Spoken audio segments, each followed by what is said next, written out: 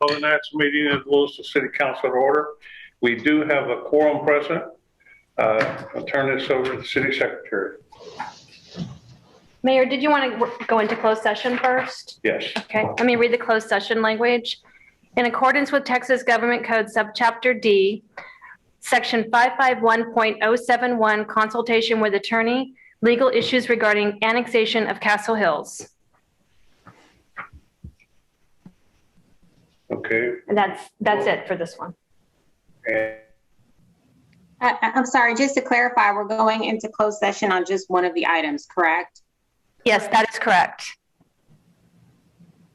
so we're ready to go. We're ready to go into closed session. Okay. We'll now go into closed session.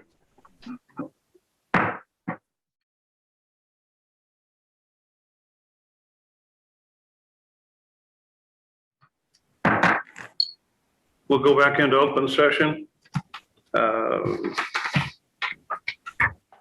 Next step is to go through the discussion on the agenda. We'll start with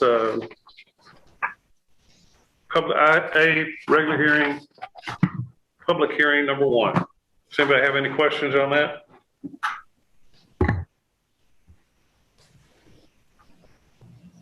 Okay. Judith, this week, you wanted to start with one or the workshop? Yeah, start with the discussion first. Okay. Yes, sir.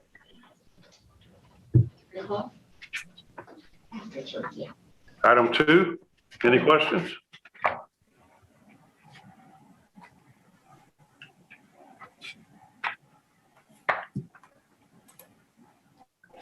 Anything on the consent agenda that needs to be pulled?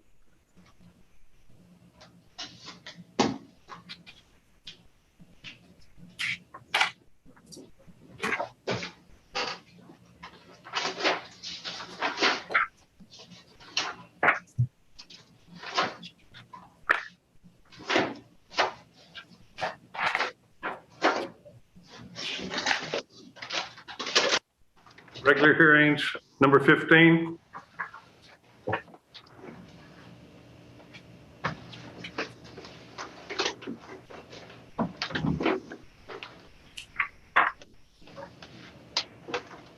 '16.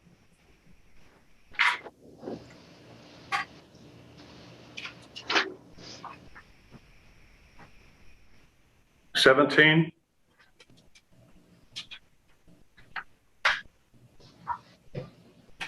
18, 19. I had a quick comment about number 19. Okay, go ahead. Can you hear me? I can. Okay. Actually, my question was for Julie. I noticed that we have 3 applications here, and I guess the 1 or 2 of them are in a new format. Julie, are you there? Yeah, I'm here. Yeah. Okay. Yeah, the ones that are in the older format, those were submitted prior to us switching over to the new Board and Commission software. So we have asked those people if they'll resubmit a new application, but it's up to them whether they do or not. We'll let them, we should, or by the next time we do Board and Commission appointments, it'll all be the new format. Okay, so I had a comment that I just the only thing I'm not caring for is that it doesn't let us see. The old format showed, like the top 1, 2, and 3 any choices for that person.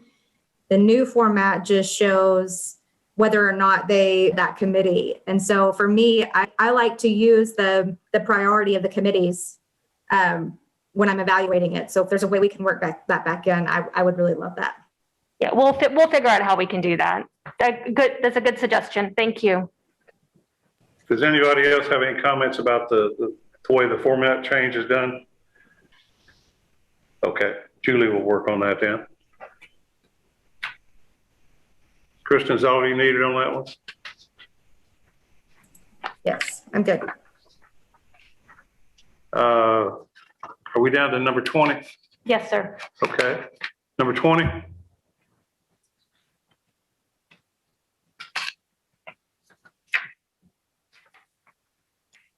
And number 21.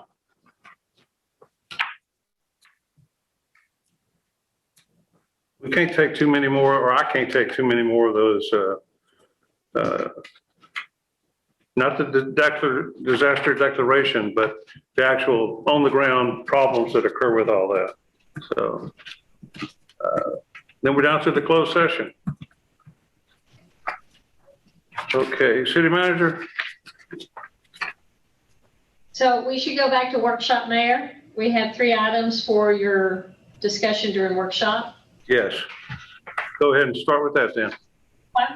So we have the 3 items, and really the use of city logo, secondary special use logos is really there as somewhat as an introduction to the park and wayfinding, because I wanted you to kind of understand the big picture of how our logos fit in with something that looks somewhat different with our wayfinding sign. So James is going to very quickly go through the logo and its development and when it applies, and then we'll turn it over to Stacy, and she'll talk about park and wayfinding signage and what that will look like.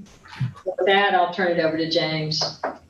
Thank you, Donna. So I'm ready to share screen if... It's really low. Can you turn it up a little bit in here for us? Okay, thanks, Steve. Share that. And now I will play that. Okay. So Mayor and Council, thank you for giving me a few minutes of your time this evening. I want to just quickly give you an overview of how we use the city's family of logos to both enhance and communicate our brand and maintain the integrity of the brand, while also allowing the versatility and flexibility to reach different audiences with different messages at different times. So I'm going to go through just a few slides, a couple of slides of background first, then tell you what we currently do. So as we look back, this was the logo that we used from 1990 to 2009. It's often called the Vista Ridge logo because it was developed and launched at roughly the same time Vista Ridge Mall opened for business. It actually was created in partnership with the Chamber of Commerce. There was not a branding program done with this logo. A branding program is when you go out and you talk to a lot of people, get a lot of input, and figure out what identity you are trying to communicate, what image you're trying to pursue. That didn't happen here. And the weakness that creates is different elements of the brand could mean different things to different people. For example, as we look at the brand here, the logo, pardon me, as we look at the logo, the blue lines above the word Louisville, I've had people tell me that's supposed to be the surface of Louisville Lake, and if so, that's an awfully choppy lake. It could just be hills, it could just be that it looked nice. We don't know because there was no real plan behind that logo. The same with the lines behind Louisville, that just tie it together. We're not sure, they're not evenly spaced. Are they, we don't know why they're there. The word, the diamond in the middle of the V, most often I've heard that is supposed to resemble an architectural feature at Vista Ridge Mall at the main entrance or the center court. But I also had people tell me, oh, no, that's an arrow pointing up because Louisville's on the way up, which is a great interpretation. I just don't know if it was intended originally. So that's one weakness that we had with it. The other is there were no brand standards, which means there were no rules. It was the wild, wild west of logo use. It was borrowed and altered and reused by lots of different groups. The word city of would disappear at times. The blue lines above Louisville often disappeared. The lines behind Louisville often disappeared, and it appeared in probably 100 different colors. Blue and purple and green and red, just whatever color somebody wanted, they did it, and there were no rules to guide that. So clearly brand standards have a value. One other hardship we had with this one was when I got here in 2002 and saw this logo and realized we were going to have to make some good use of it, I discovered there was no original digital file of this logo. It just didn't exist. Nobody had it. We called everywhere, talked to everybody. Nobody had it. Nobody knew for sure where it came from, which we actually ended up hiring a graphic artist to take the best printed copy we had and recreate a digital file so that we could use it for various purposes. So not a bad logo, a serviceable logo. It lived almost 20 years, which in logo terms is a long, long time. But we had another issue back then. I actually pulled this next slide out of a presentation I gave to council back in January 2008. And when we were going to council for permission to do a brand package tourism program. And you see the words there, those were words that I had heard people use to describe Louisville. or to identify Louisville, the lake, shopping, Old Town. International Golf Capital of Texas was a 3-year advertising campaign when I first got here out of the tourism side, even though we have one golf course in town and they didn't include that golf course in their campaign. All these various things, there was no single identity. And I'll tell you, there's not necessarily a single cohesive identity for any city of our size, but these competed with largely equal weight. And as you look on the graphic side, these were all being used in official use to represent Louisville. And as you look at it, you'll see there's no continuity, no consistency. It's all over the board. And sometimes the same 2 logos off this slide were used at the same time. So it was a challenging situation. And council agreed with that and told us to go ahead and develop a new brand campaign for tourism, which we did. And that's what we call the Purple Martin logo. It's officially called the Deep Roots, Broad Wings, Bright Future branding package. Remember, the logo is just a way of communicating the brand. It's not the whole brand. But the Purple Martin logo was developed in January 2009 to be the brand for the logo for the tourism function that we had taken over from the chamber a few years earlier. And council at that January 2009 meeting voted to make it the new city logo and to adopt that brand package. A little bit of a surprise. We were thinking we'd go that way eventually. It just went their way a lot faster than we expected. We had done a lot of brand research on this. We had spent about 6 or 7 months doing surveys and focus groups and man-on-the-street interviews and all kinds of input to identify what kind of identity people saw for Louisville and what kind of image they wanted. One thing that caught us off guard a little bit was the very high emphasis given by people across the spectrum to nature and sustainability. We knew on our side that we cared about it. We knew it was important. We had a lot of things going that leaned that way, but we didn't realize how much the public cared about it till we did this research for 7 months. And as part of that, we do have a nature bent to our logo. We also developed brand standards, those rules I talked about, that dictate how and when a brand of the logo is used. It sets colors, it sets sizes, it sets proportions. It also, as you can see, there's a whole family of logos. It's not just a logo, because the logo is used in different ways in different places. So we have full color, one color. We have a reverse, which is the white on a background. We have all black. We have with the tagline, without the tagline, just a variety to fit all of our purposes. And yet they clearly all belong in the same logo family. Now, I will say that rollout was a little bit hindered because this was early 2009. We were just coming out of the 2007-2008 downturn. And the instruction we were given was to launch this logo, but don't spend any money that we wouldn't have spent anyway. So as forms wore out, we replaced them with new forms. As letterhead ran out, we replaced with new letterhead. As vehicles were going to be repainted anyway or got new vehicles, we put logos on them. But as recently as 18 months ago, there still were official uses of the old logo in the city of Louisville. So that was a little bit of a hindrance, but I think overall the acceptance has been pretty strong. So as we look at this, this is the main logo family, but it is not by any means the only logo the city uses or the only what we would call an official logo. The brand standards guide also includes secondary logos. Now, a secondary logo is generally described as a logo that is compatible with, reflects the main logo, and is used in conjunction with it. It doesn't mean side by side. It just means that if you see a document, for example, the Louisville 2025 vision plan, on the front cover is the 2025 logo. On the back cover is the City of Louisville logo. That still counts. That's in conjunction. They're used on the same document. They don't have to be side by side. And that's the secondary logo should always be used with the city logo. We kind of cheated on listen, learn, lead. We put the city logo in it, but in most cases you would have both logos at play. And we have certain rules for secondary logos. First off, before you go out and spend time and effort developing one, you have to get it approved that there is actually a need and purpose for the logo. Has to be professionally designed, visually and thematically consistent with city branding. I want to point out here, consistent doesn't mean uniform, doesn't mean they look the same. It just means they don't clash, they don't conflict with one another. We'll talk more about consistency in a few slides because there's different ways to apply that. Also, every secondary logo is included in our brand standards. Usually it's one page, sometimes two. And you'll see here, it has variations. You have the 2-color 2025 logo and the 1-color. You have the full color positive and the 1-color. So it have variations. It'll also have the where and how the logo can be used. the sizing, the colors, the exact measurements of the colors, and so forth. Typically, a secondary logo is something that you don't expect to use forever because it's a limited time project or for a specific program that might last for a long time, but it's a very specific targeted project. They're not communicating a message separate from the city. They're communicating a message that is a subset of the city. So it's the whole city message plus a little extra emphasis on this one thing. In this case, for positive, it's about animal adoptions. So that's secondary logos. We also have even more of what we call special use logos. Now, a special use logo differs because it can be used in place of the city logo. It is approved for that purpose. Because in this case, the message it conveys is not identical to the city message. It's similar. It has a lot of overlap. It's not in conflict, but it's not the exact same message, and it's not the exact same audience. For a special event such as Western Days, it's a much broader audience, obviously. And for some others, for facilities, it might be a more narrow or a more focused and targeted audience, but there's a different message, different audience. So these are allowed to be used in place of the city logo.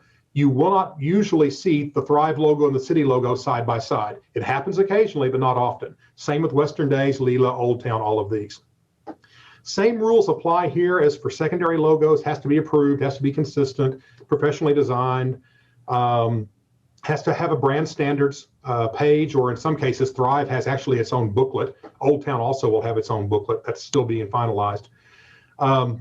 These are usually for facilities or special events where they have a very specialized message that needs to be delivered to a very specific audience. However, there's still consistency. We'll talk to you more about consistency later, but you can see some consistency here.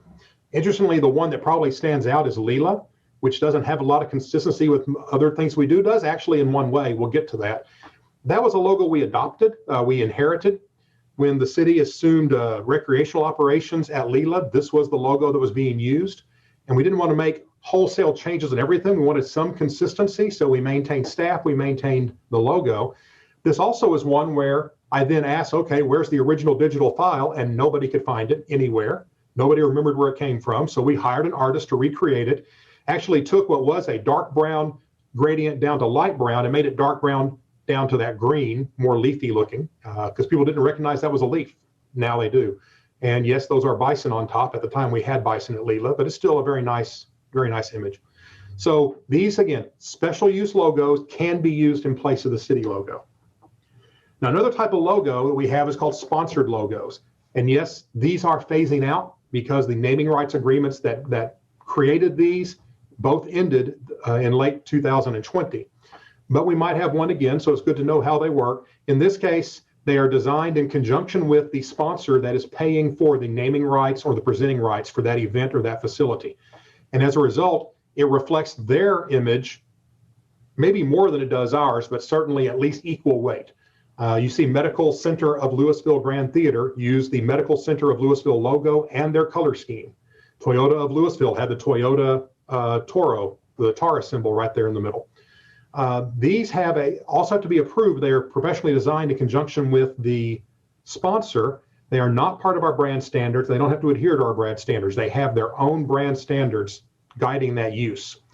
They can evolve over time. You look at the bottom of the slide there, Toyota of Louisville Railroad Park, then became Lone Star Toyota of Louisville Railroad Park, and the signs and the logo changed to reflect that name. Similarly, you see Medical Center of Louisville Grand Theater at the top of the slide. It became Medical City Louisville Grand Theater, took on the new hospital logo, took on their new colors. Instead of various shades of blue, became red and black. So they can change over time when you do those. That's why they have their own brand standards. They're independent from the city brand. Now, this just is to explain what a secondary to sponsored logo is. Remember, we talked earlier, a secondary logo is used in conjunction with the primary. So the city logo is here, and the secondary logo is with it somewhere. The 2025 logo, the animals logo. The same is true here, and I gave some examples with some ads that the Grand had used last year.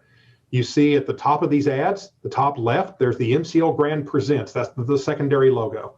And then there's an icon for Texas Tunes or Black Box. That's just an icon. It's not technically a logo. It can change to anything. It can change year to year. But at the bottom of each ad, there's the Medical City Louisville Grand Theater logo. So they're used together, even though they're not side by side. Not going to spend much time there. So let's talk about consistency. I mentioned consistency doesn't mean they're identical, doesn't mean they are the same in every use, but there's different types of consistency, and it's intended to show that they are related in some way. You look at them and you see some kind of a connection. For example, the Lila logo, even though we adopted it, it has what we call message consistency. It has nature as a theme. The city logo has the bird for nature as a theme. So there is message consistency. The Think Positive has color consistency. That's the same purple and green that's used in the city logo, and they added brown for a paw print because a blue paw print or a purple or yellow green paw print might not look quite right. Brown clearly does. So there's consistency of color. You see we use that a lot. And at the bottom, even though it is color consistency, it's really designed to be visual consistency, which means certain elements are repeated. In some cases, you might see stars. We're in Texas. When we did a survey getting ready for our logo that we use now, we found that something like 90% of logos for cities in Texas either have the star or the shape of Texas or both. So a star might appear in every logo. That would be consistency. In our case, the Thrive logo actually has the soaring martin there in the top at the 1 o'clock position. And the Western Days logo uses the martin, but in a different pose. So that gives you some visual consistency.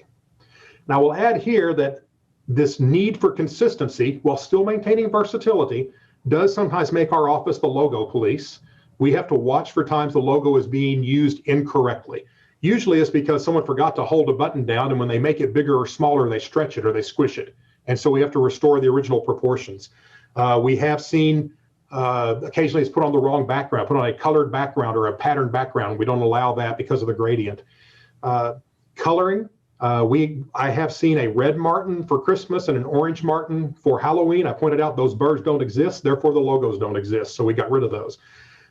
Also, sometimes just basic human mistake. In fact, if you look at this slide at the bottom right, you'll see the city logo. The bottom of the Texas shadow is actually cut off, whereas on the previous slides, it's always been correct. My job is to watch for those things and hope I catch them. This was on purpose, but those are the things we look for when we're trying to make sure the logo is used correctly. And I'm also going to add here that consistency can be very subtle. Think back to the title slide of this presentation. You probably noticed I use the purple. I use a lot of purple. It is my favorite color. But you might not have noticed consciously that the fonts and the stacking also were the same as the city logo. Use of the city logo is in the same font as Louisville. Balancing brand integrity, same font as the tagline. The lines and the stacking are the same as that logo you see there in the bottom left portion of the page.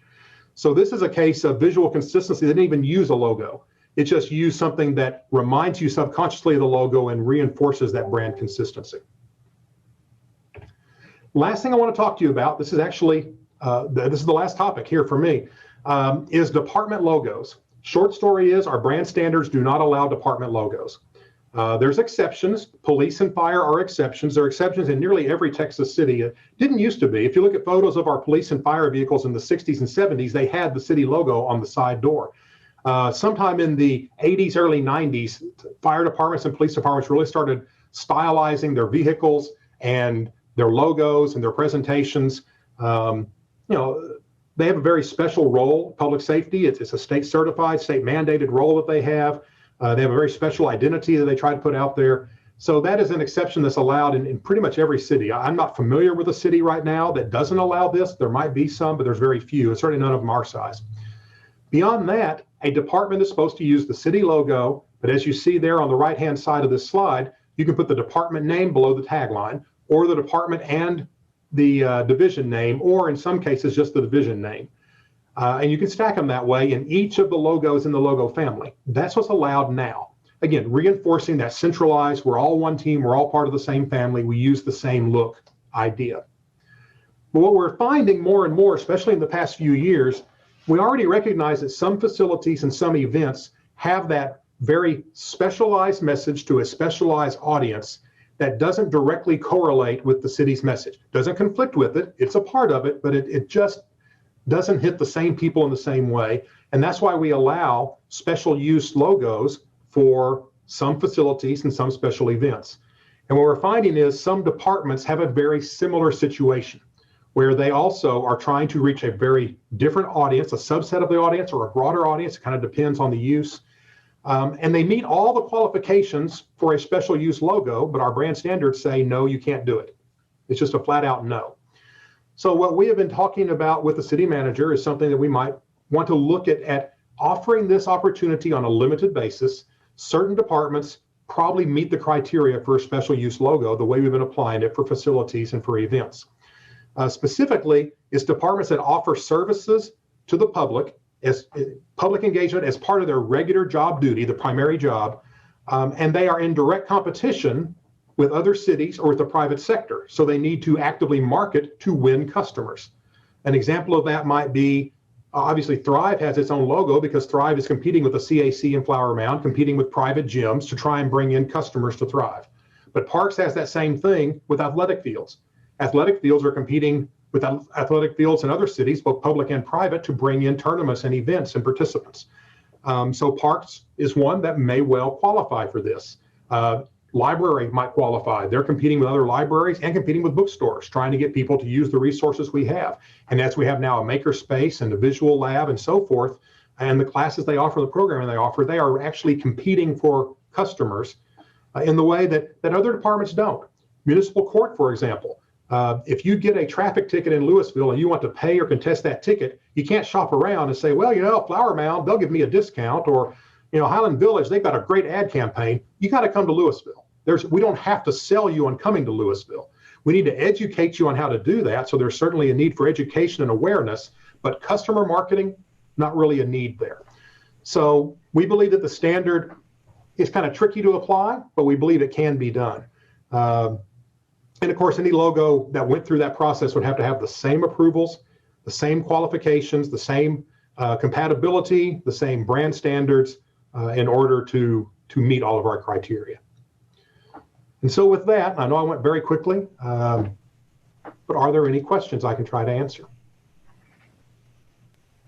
If not, I think that brings us to Stacy and the new wayfinding signage that she wants to talk with you about tonight. Sure. Thanks, Donna. Mayor Durham, City Council members, park fans. I'm joined by Curtis Roberts from FD2S, and Rick Smits works with him as well, and he'll be on the call.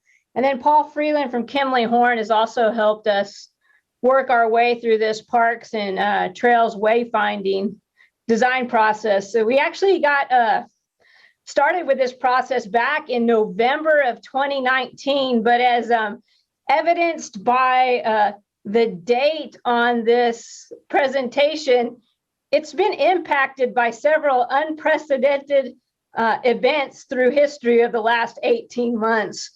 First, we kind of got slowed down by COVID and our inability to get together and meet and do some prototyping until later in the year last year. And then most recently, the snowpocalypse of February 2021 kind of held us up a little bit. But some of the stuff that we wanted to talk about today was along the lines of what James is talking about. We were really looking for a way to follow the direction of our 2018 Parks, Recreation, and Open Space Master Plan, which really highlighted the need for us to create a comprehensive wayfinding and signage program throughout the park system, especially as we create the trails. And it's not seamless, right? We're able to pick up segments where possible in the system. For instance, Garden Ridge now will link the DCTA trail down to the Prairie Creek Trail. But for a long time, those two parts of the systems weren't cohesive. And so making sure that people now know how to use the new trail along Garden Ridge to connect to those two assets is going to be important. And then also creating a common brand. And one of the things as we started working on this, James and Jason Moore were also working with the Old Town Louisville group to create a new brand for Old Town. And it just so happened that James beat us to the punch. Our initial logo that we were going to bring to you included a brand. and James and Jason got there before we did. And so we kind of really needed to reset and look at how would we incorporate existing logos and not step on top of each other with how we would brand the park and wayfinding signage. So Curtis and Rick from FD2S are well known throughout the state in creating iconic brands. And they've teamed up with Paul from Kimley Horn before. They looked at the Shangri-La Park. They've done a lot of trail systems in the city of Austin and through Dallas. And so we really worked our way through coming up with something that would create that iconic brand for the city of Louisville, especially where you would understand that as you're coming from another community like the Colony, Carrollton, or Flower Mound, that you would hit a city of Louisville asset in our trail system. So I'm going to turn this over to Curtis and talk so he can talk a little bit about how we created the signage suite that you'll see this evening. Curtis. Thank you, Stacy. We can't see a presentation. Has it been shared yet? Yes, it should. Okay. We just see a black screen. Huh. Okay. How about now? No, not yet. It was there, then it went away. So you may want to unshare and go back in, Curtis. There you go. There it is. We're good. Thank you. Just FYI, I think it's when I went to full screen. Yes. Okay. So James and Stacy, thank you. That was a great lead in and gives me infinitely less to talk about. As I understand it, we've got about a half an hour, so I'll try and be respectful of everyone's time. Real quickly, as we looked at the original RFP that was issued, we kind of boiled what we called our charge to 3 points. One is orient users, which represents a very large demographic to the parks, trails, and other community assets and amenities. We wanted, to the extent possible, to very clearly convey that these trails and parks are accessible to all users.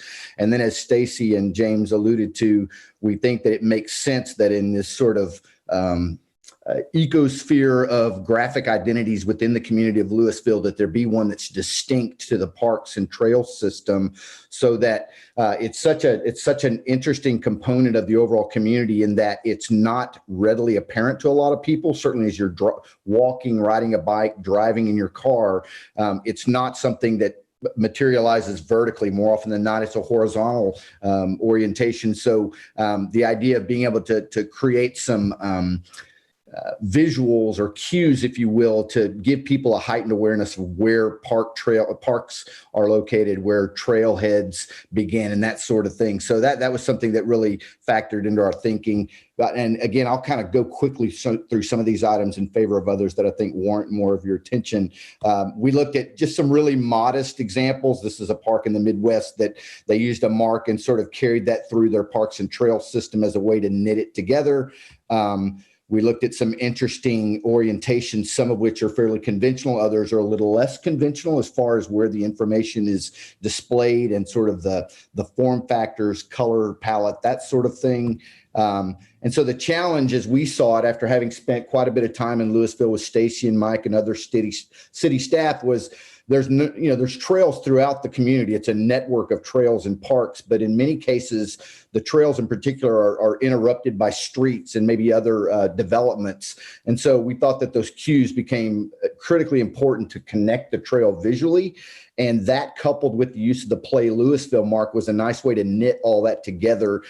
In addition to consistent form factors, the use of consistent nomenclature for parks and trails and amenities, consistent use of color, a materials palette, and then symbols to some extent, because we talked quite a bit about the use of symbols as a way to address an even broader audience. There's been many national and international efforts to try and standardize symbols. And in many ways, we think the use of symbols in the system will be a way to address an even larger range of audience. And then just, again, not only draw people's attention to the Parks and Trails Network, but heighten their sense of orientation and direction when they finally engage the Parks and Trails system.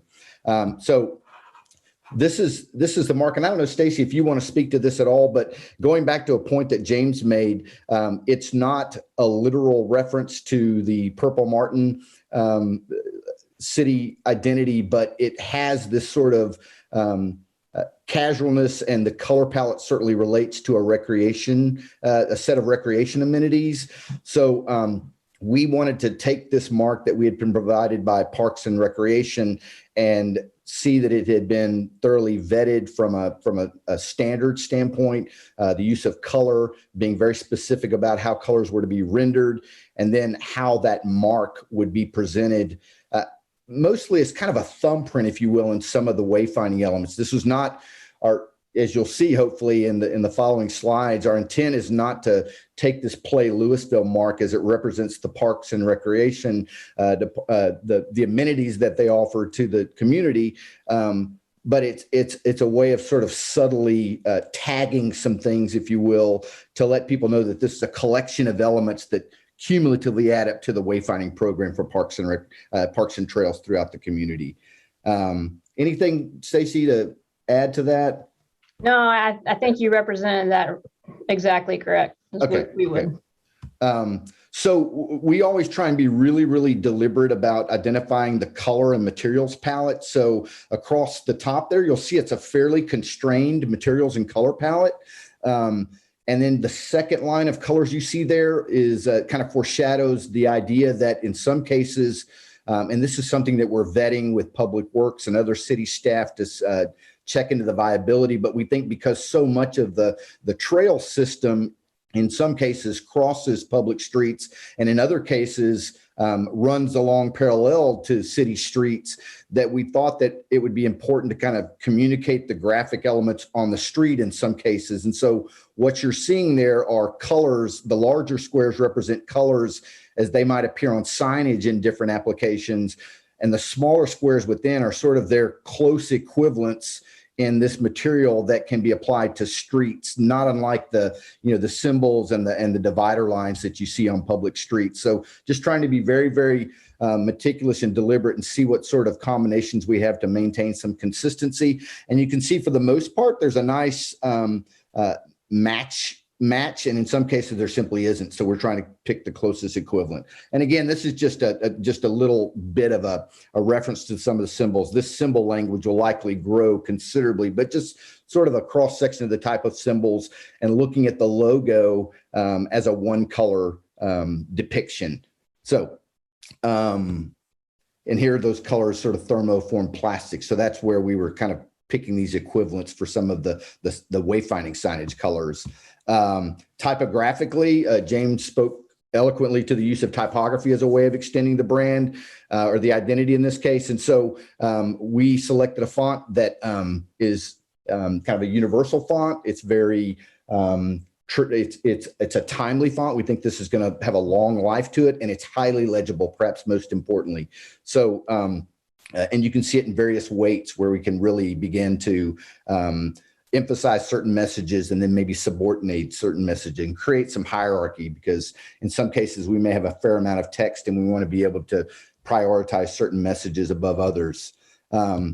These are some just examples. Oftentimes when we start talking about applying graphics to a streetscape, there's a little bit of anxiety, and we just wanted to, at the very least, share with people that it's been done previously, done successfully.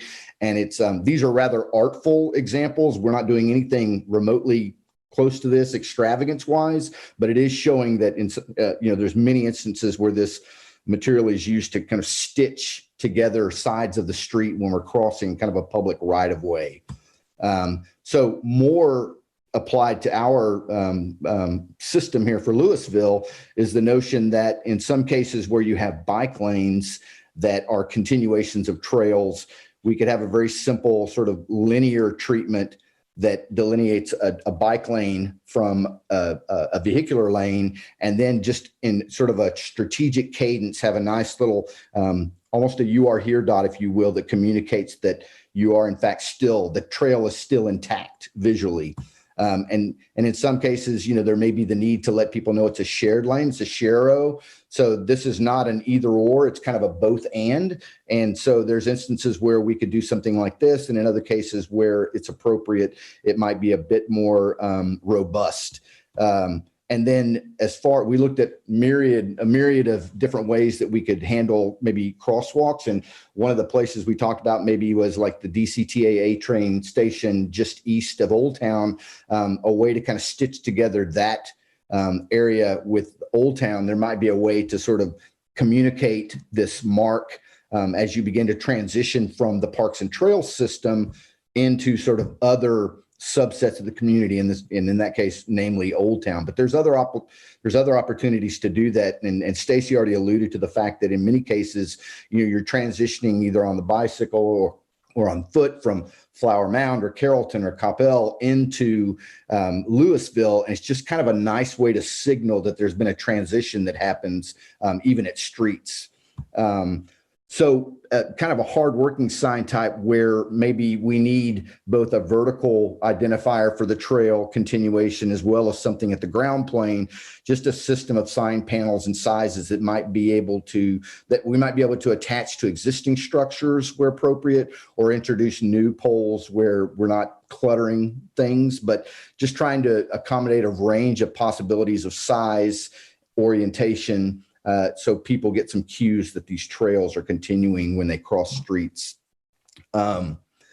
On-trail treatments, this particular element we've referred to as a totem. What we like about this is it gives you some verticality. It accommodates sight lines at a distance. We think that it occupies a very small area real estate wise on the ground plane, which we think has a nice connotation in that it should be about parks and trails and not about signage. So we're kind of punctuating these trailheads. As you'll see, we've got 3 different heights to this to try and, in some cases, accommodate different sight lines, maybe be respectful of residential versus more commercial areas. And also, in some cases, we have some overhead obstructions like power lines and the like that we want to steer very clear of. So we're trying to build in some flexibility height-wise.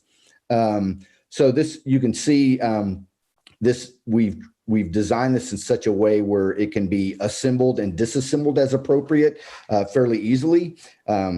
And the design of this is evoking wood. We love the thought of wood given the natural setting. However, wood is, as we all know, it tends to change color over time. It can become a maintenance item. So the idea is we're using a powder coated material that has a very long life, is very durable, and does a remarkable job of presenting this as the look of wood. So we think this has a nice kind of elegant feel to it, but also conjures sort of a natural look as well. Ghosted behind that is a map sign with maybe parks and regulations where necessary. So we're just showing that in some cases those live in fairly close proximity to one another, but we're just trying to introduce each of these wayfinding sign elements individually. So this would be what we're calling a trailhead totem. So as you leave a park or as you're walking along a city sidewalk and you engage a trail, this is a way to punctuate that trailhead. And you can see there's a sliding scale to these. So on the far left might be places where, for instance, Valley Ridge Trail, where it crosses Garden Ridge Trail, it might warrant something of this scale on the left, whereas the one on the far right, there's a number of conditions we saw walking around the city of Louisville, where some of these trailheads are in the midst of a residential area, and we want to be respectful of that. So the idea of something more bollard-like in scale, and in some cases, probably everyone on the call is familiar with those bollards that are currently in place. They're painted green and red. And we think for just being efficient and effective, we think there may be opportunities to retrofit those. So in some cases, we have locations that we might be able to leverage that are already out there in the field. So again, just trying to create a sliding scale here, if you will, to respond to different conditions. One thing that we talked about with Stacy and Mike and others right at the outset of the assignment was we didn't think a wayfinding program could just be composed of wayfinding signage. And that was something that came across very clearly in the RFP too. There was a lot of discussion about, the parks master plan, the idea of creating what they characterized as pause points. So as I said moments ago, when people are transitioning from other communities on a bike or on foot, and they enter the Parks and Trails network for Louisville, where appropriate, it would be great to create these little settings. And these are really just beautiful diagrams that Paul Freeland and his group contributed to the process. But it's a pattern language, if you will, of hardscape, softscape, planting materials, signage, paving, furniture, lighting. And so none of this is really unconventional. We worked with Stacy and Mike to make sure that as we began to develop this pattern language that included softscape and hardscape, where appropriate, we would leverage materials and products that were already part of the city standards, but in some places augment them to create a bit more flourish where appropriate. And so these are just a series of diagrams showing planting schemes where real estate, sight lines, funding, proximity to the street might occasion something like this. So this is probably a fairly large one of those pause points, but so you'll see a series of plans and then elevations. So you can see it's not just a sign stuck in the ground along the trail. It's a sign where appropriate that's in concert with seeding and ash and trash equipment and trees and tiered planting and the like. So I think it's, as James said a moment ago about the brand experience that is Louisville. We think that any sophisticated city, when they think about their parks and trails system, it's not just signage, it's landscape, it's hardscape. And then I also wanted to mention artwork. And you'll see as we move through here, we think there could be some really wonderful opportunities to incorporate artwork at a very intimate pedestrian scale, and maybe in some cases in the not too distant future, doing things maybe a little bit more large scale. So here you can just see plan, elevation, and then just a nice little mosaic of plant materials, lighting, perspective benches, receptacles, paving. And going back a bit, you can see these bands. So for instance, you can see this is where we're taking those existing precedents that exist in many places throughout the city and just weaving them into this sort of pattern language that we're developing for the wayfinding program. And then a sliding scale, again, a bit more modest, but nevertheless more kind of impactful way to do something simply beyond signage. And again, so there's kind of a distillation at the largest scale, distilling it to maybe more of a modest expression, and then even more so maybe just what might be considered the furthest distillation of all of those different components of the wayfinding program that we talked about. And so again, as we venture beyond tonight and making sure that everything is thoroughly vetted, one of the things we're going to want to do is create guidelines, much in the way James described brands being governed and policed, if you will, for lack of a better term. We want to be able to put some parameters in place where there's a guide by which people are able to implement these things, and so there's consistency throughout. So again, the hardscape, landscape, equipment, it's just sort of it's a distillation. It gets maybe more modest as real estate and funding demands. So in other cases, we've got some assets that are already out there. We've got these rather nice limestone and weathered steel pylons or totems that are out there.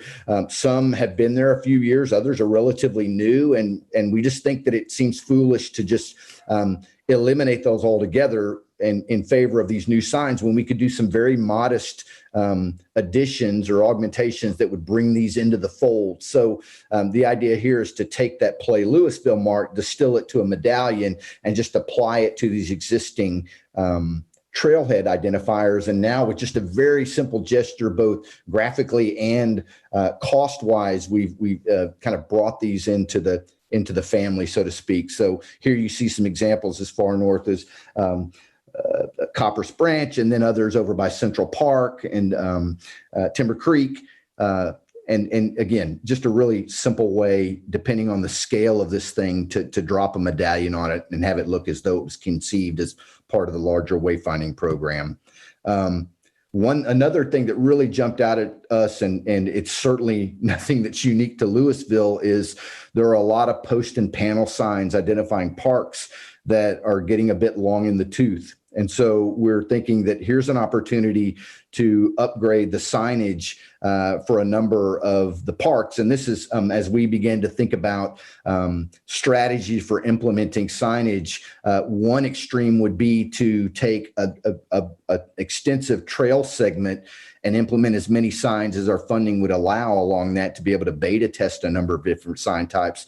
Another approach might be to say, hey, let's go through and see how many of the park signs we can replace as a way of sort of getting more coverage, so to speak, with the new system. And that's something we want to work through with Stacy and Mike and other city staff as appropriate. But here again, we want to do a consistent job of identifying the parks, where appropriate, have a physical address for practical purposes, but also for life safety response. And then again, there's just that sort of a little band of color. And in this case, we've looked at a number of different color variations, and the colors you're seeing in these studies is a result of looking at colors in the environment and realizing that greens and teals and things like that tend to recede in park-like and trail settings, but the orange has kind of a nice distinct contrast with those. So we think, and we're distilling that to just a band and inserting the Play Louisville logo as a way to unify all those parks as part of the overall system.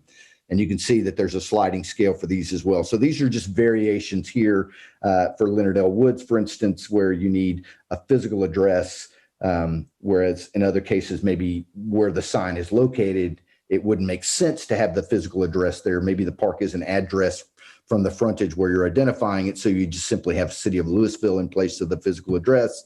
And the same would apply to sort of a sliding scale of signs, depending again on how much real estate you have in which to locate these, or perhaps sort of the scale of the park and what seems appropriate. So another kind of variation on the setting. Wait, did I just kind of breeze through? No, that's it. Yeah. So here, we've talked a bit about the totem. Here is where we've got a hard working sign, post and panel, powder coated finish, direct embed materials, which are kind of engineered products that have a really long life for obvious reasons. So this sign, which is usually used in conjunction with one of the totems, gives you an image of the area you're in. It locates you within a subset of the overall parks and trails system. It gives you distances to key amenities, whether they're schools, other parks, connections to other trails, perhaps restrooms were appropriate. And then there's just kind of a code of conduct we think that might be appropriate to include in some cases. Again, there's the possibility of including QR codes where people can access even deeper information if they need to, if they want to know about hours of operation, public venues, that sort of thing. They might have that made available to them. We want to list the website.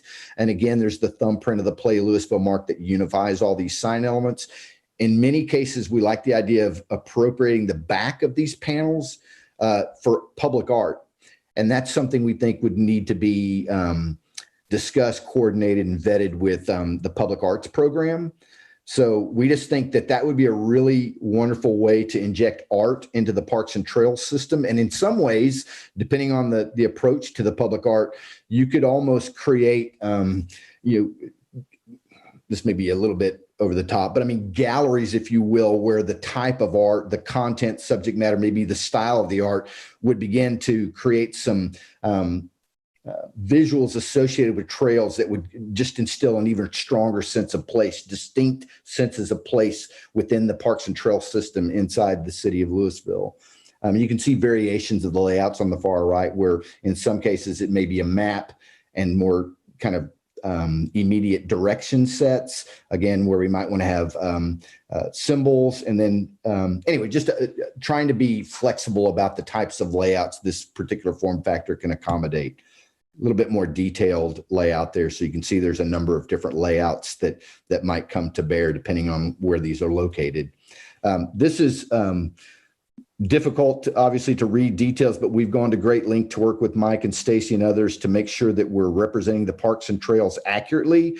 And we're trying to create this graphic, this image of the city that seems appropriate color-wise, graphically. And so this is sort of the master map that we've generated that we're going to continue to develop. And it's something that, PARD would keep on hand as a way of just inventorying, if you will, the different parks and trails and segments that are in the queue. But this is our master map and something that's really vitally important because we're going to use this map consistently throughout the program. In other cases, there's a few, anytime you want to develop standards, there's always going to be exceptions. And so we want to kind of anticipate what might be exceptions.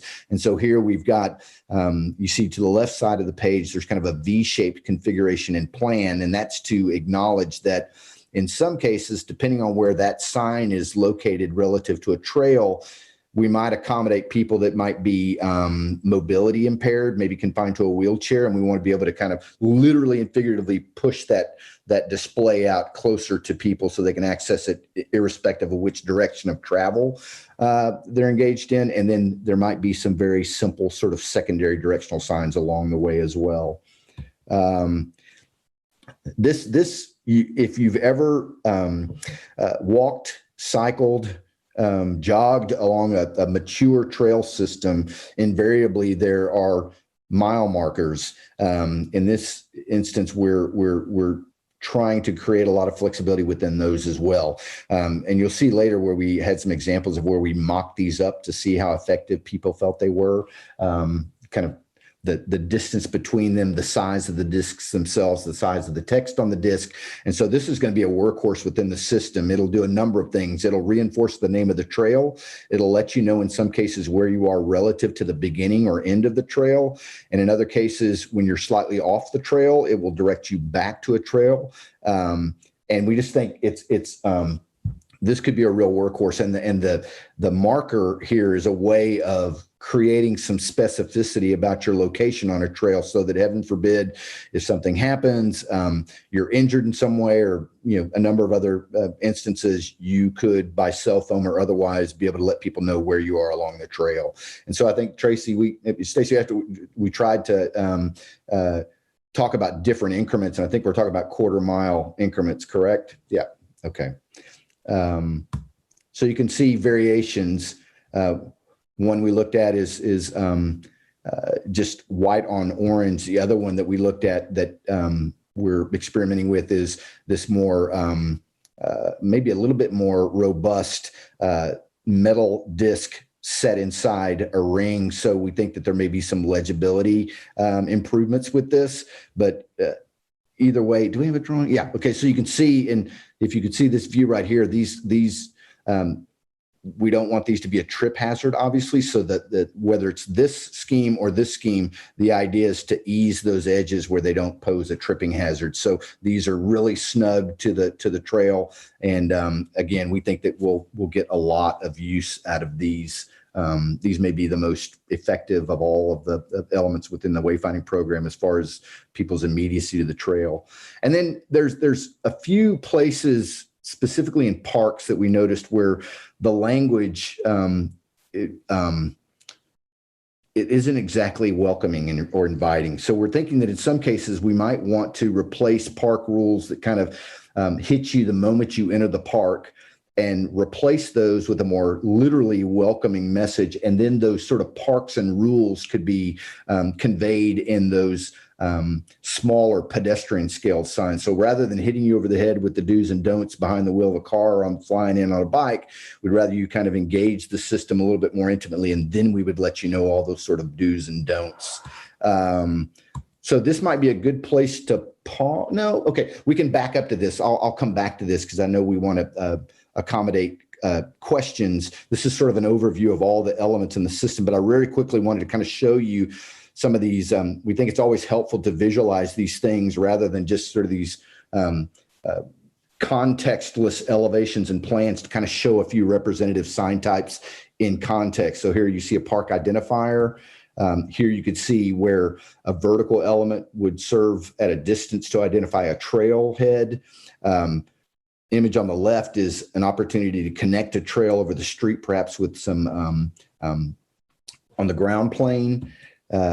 Here where you're kind of connecting into a residential area, perhaps with the smaller totem and one of these support signs, you're connecting that on-street trail to the off-street trail. And then another example of where we might identify trailhead in a residential area and even kind of leverage an existing pylon where we've got the structure kind of built into it. So we also talked about how, there might be opportunities for some clever, I say clever, for some more exalted artwork within the community in the future at some point as a way to further anchor some of these pause points along the trail. So we're just being aspirational with this page to talk about how it could be combinations of murals or sculpture or things done on the ground plane to really create some wit and maybe even some whimsy along the trails and the park system. So let me back up here and pause there and field any questions you may have. I know that was a lot and I went fast.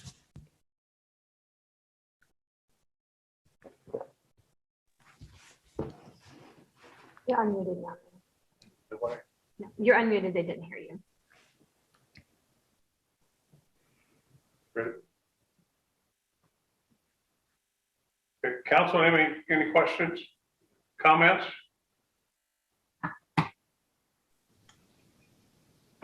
Mayor, there were two things I really appreciated. One is this crosswalk identification, getting the linkages across the streets. I think that's incredibly important. So I really appreciated that. I also appreciated that we're not going to just pitch the limestone and steel that we have in other parts of the city. I think those are attractive. They're nice pieces, and I hope I'm glad we can find a way to reuse them. Good. I was going to say the same thing with regard to the crossings across the street, just to kind of connect the dots between the two. And I really love just the logo and the brand. It's fun. It's fresh. I'm really excited about this. Good. We can always double back and look at these images, but I just want to make sure that we cover all the ground we need to cover.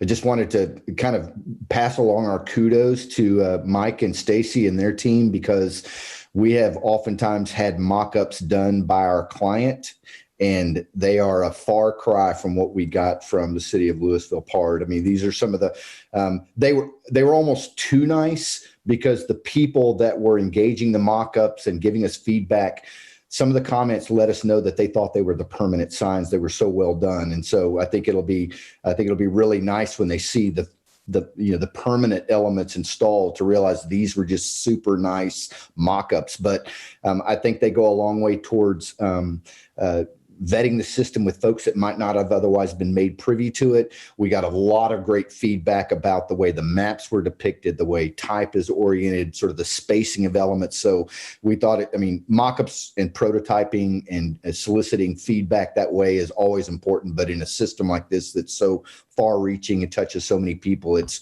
kind of non-negotiable. So this was just showing that there were some really elegant mock-ups done to vet this program. And some of the results, you saw that we got fairly favorable input about the sizes, locations, effectiveness of the map, those medallions, those dots along the trail, the cadence of those seemed appropriate. And then we also wanted to know what was important to people. And it was interesting to see how important it was to people to know how, before they even engaged the trail, how long it was. They wanted some sense of what type of trail surface it was. Lighting, I'm sure, was important from a safety standpoint.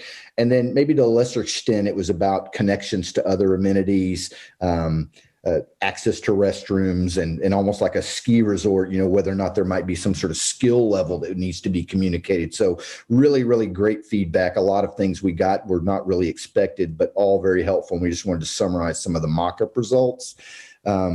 So I could probably forego this slide because we've talked about them, and I know that Stacy will make this document, or whomever in city staff will make this available to everyone if you haven't already gotten it. But these are just some recommendations we think that are kind of an executive summary of what we hope to achieve with the wayfinding program.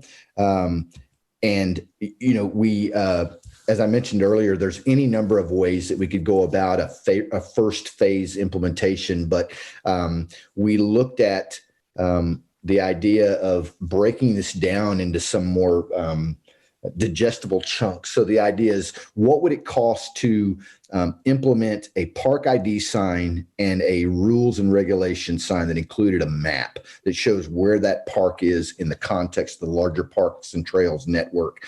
And so these are kind of some doughy numbers, admittedly. We reached out to some of our colleagues in the fabrication industry, and we got some variation in the numbers. So this is more of an average, but it's a way to help PARD plan and reach out to other folks for funding to if they wanted to implement a single park update versus, say, as I mentioned earlier, a more extravagant implementation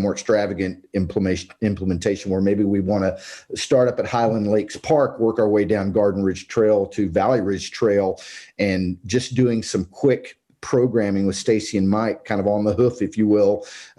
We quantified the number of totems, park IDs, trail maps and rules, trailblazers, street graphics, and the range of costs we thought would be anywhere between roughly $175,000 to $215,000. So it's not an insignificant amount of money with a trail implementation like that. But I think we can all agree that that's a fairly lengthy segment of one of the more important trails within the system, and it helps to give us some bumpers financially with which to work and plan in the future. And our expectation would be that when this goes out for a competitive bid, those numbers will be impacted positively, obviously, because people are competing for the work. This is sort of signage alone, and then this is a way to talk about what that sort of complementary component of the landscape hardscape would be. So if you're looking at a modest park update through signage, if you were to layer in some of the landscaping we talked about to create a setting for the signage rather than the signage just stuck in the ground, there's some cost associated with that, obviously. And then there's some variations in the pricing as it relates to how trailheads are deployed and park IDs and like. So if we stayed rigorously along the Garden Ridge Trail and didn't jump out to grab a few things along the way, it would be one cost. But this is talking about where we could maybe grab a few trailheads and park IDs. For instance, Meadow Lake Park and Trail there at the north end would be a way to kind of incorporate that. Next steps, we talked about taking all of these elements and developing to what we call a design intent level. So that's kind of the equivalent of our construction documents, where we layer in all the dimensional, material, finish, color, symbols, font details to a level where any qualified fabricator or signage company can bid on it. We want to create that standards manual that I referenced earlier that defines that kit of parts or pattern language that incorporates all those things, not just signage. And then we want to work really hard to figure out what a phase one implementation might look like and cost. And again, there's any number of ways we can go about that, but we've got a few preconceptions that I think Stacy will probably share with you at some point. So that's another pause point. I think Stacy had thought this would be a good opportunity to talk about how that new wayfinding program and Play Louisville mark could extend to replace what is now, as James said earlier, some sponsorship signage in Railroad Park that we need to kind of bring into the mix. Yeah. Thanks, Curtis. And, Yeah. This is what I really love is, well, y'all know I can envision spending lots of money, but what Curtis and his team have put together is a really scalable kit of parts that we can implement this idea fairly reasonably throughout the park system and then scale up as larger projects come in. And we can include this in there from the base bottom design into how we execute that project. So and that includes moving this type of theme into into parks like Railroad Park. Now you'll remember that back in September, October, the railroad sponsorship dropped from Lone Star Toyota of Louisville. So we've been in the process of removing some of that signage. And I believe last year we got direction that we would like to reclaim Railroad Park as the City of Louisville Park. And if possible in the future, that we might seek out sponsorships for components of it. So in the meantime, what we needed to do was develop a sign package and standard that, one, helps us reclaim it for Louisville, but also leaves room for us to incorporate sponsorship, presenting sponsors into what we've developed for the park. For instance, like maybe finding someone who would be willing to sponsor the dog park and coming in to do that. So I'm gonna let Curtis run through this. You will see that the vein of the elements of the larger park and wayfinding signage plan run through this as well. Yeah. So as we discussed for the overarching wayfinding program, we love the way the Play Louisville color palette could communicate to Railroad Park. Color is used in a very specific way in the current Railroad Park scheme, primarily to differentiate different types of athletic fields. There's these series of crests, if you will, that are rather cleverly used to distinguish different types of athletic fields as well. The previous sponsor found some really, really clever ways to incorporate their logos and sub-brands and the like into the signage program. So there's a little bit of forensics involved in trying to sort of translate sponsored signage into more kind of universally City of Louisville PARD signs. So this sheet's just, more graphic assets.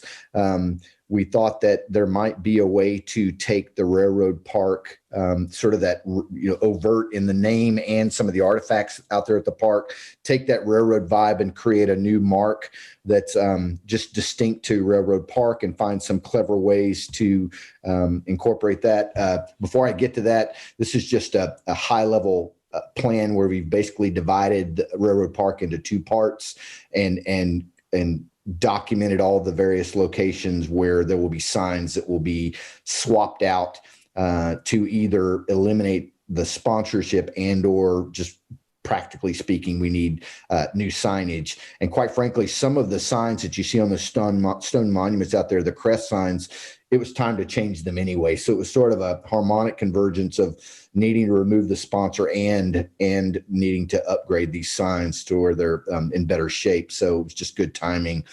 So these two plans are really just denoting all the locations where there'll be some sort of changeover in the signage.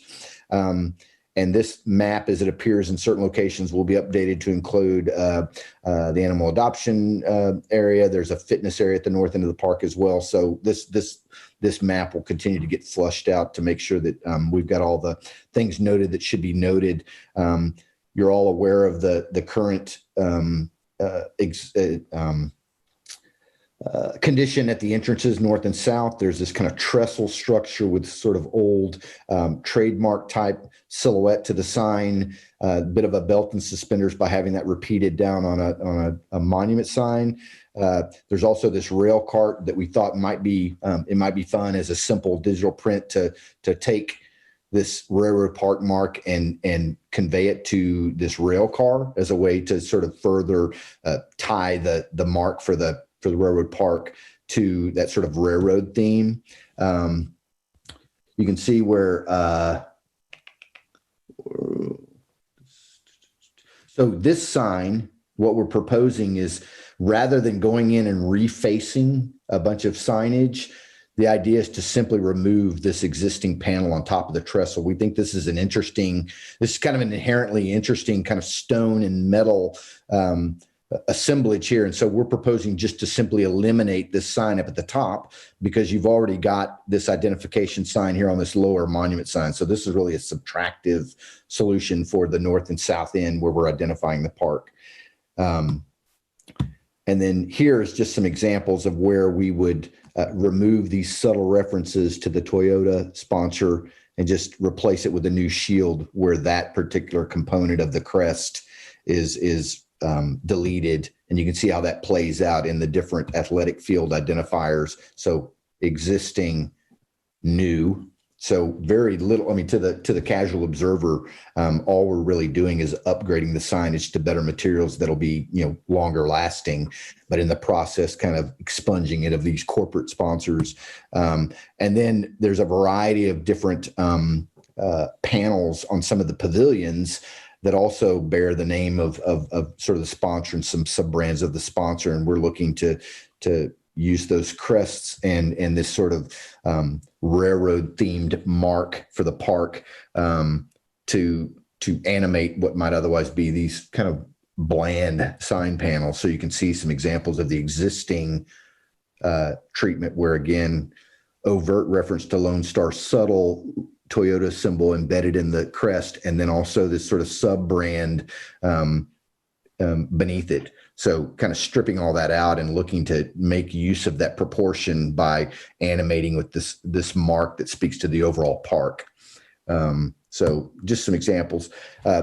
We thought that the banners here, again, to the extent we want pageantry as part of the new program, we wanted to obviously do away with the corporate sponsor, but we also thought that these sort of what I might characterize respectfully as kind of clip art images or sort of as found copyright free images, we thought it would be sort of a more elegant and sophisticated way to use some of the symbols that we're developing for the different venues within the park as a way of sort of enumerating all the different amenities that you can find within the park as you drive through it, either north to south, south to north. So replacing these banners with something we think is more effective to touting the park and also doing it within that palette that's consistent with the Play Louisville identity.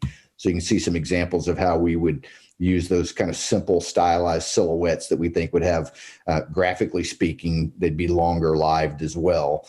And I think that, the banner, these designs really sort of amplify even more that sort of railroad theme to the park, and gives us an opportunity to really kind of roll out the colors in the Play Louisville palette as well.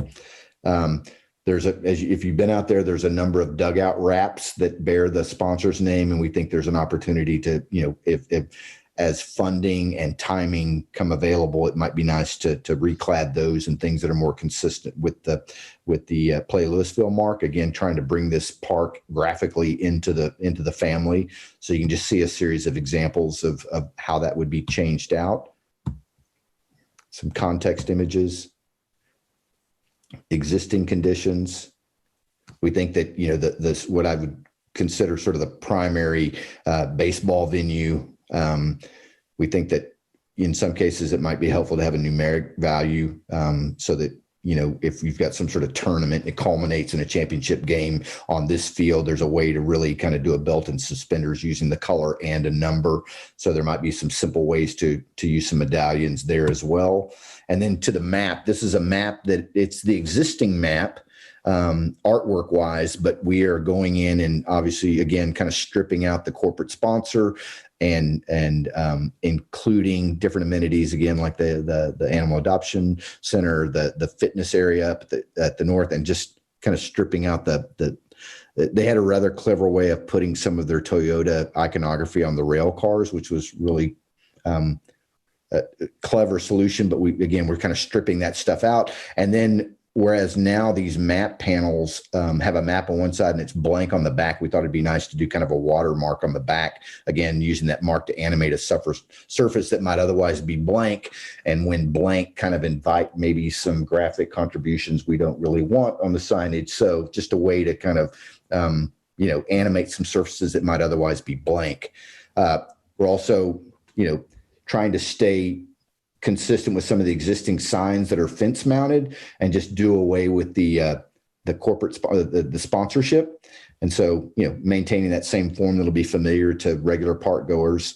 And then I think this is really important. This image, not to beat anyone up, but this is such a typical condition where, rather than being there's just no way sometimes to anticipate all the different rules and regulations that need to be brought to bear. And so signs are added over time. And so we think this is an excellent opportunity as we consider all the other signage that needs to be refurbished and replaced in some cases, to consolidate a lot of those rules. And that's still an ongoing process with Stacy to make sure that we're abiding by some of the rules and regulations that are more universally applied across the park system. But we like the idea of really tidying up the rules and regulations at each of these dog and skate park entrances. So it's a nice, tidy presentation where it's all in one location, and maybe even some of the language could be affected where it's less about verboten symbols and thou shalt not in favor of more gracious language that we can communicate these rules with.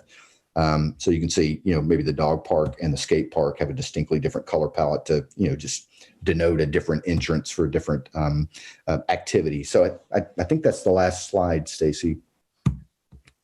Thanks, Curtis. And that's one of the things also we are working with Mike and our outreach team to do some outreach at the dog park and skate park. When we look at those rule signs, they read more like manifestos than kind of a set of guidelines of how to enjoy each of those amenities. So we're going to be looking at making those a little bit more readable, and then also consolidating park hour times so that they reflect more of what the larger park hours are rather than these things that change throughout the season. So we'll make that more consistent and more reflective of what our 6 to 11 o'clock curfew hours are. We might not open up at 6 a.m. We might open up at 8 a.m., but running as long as possible at both the dog park and the skate park so that people can have some consistency and predictability there. And that's it.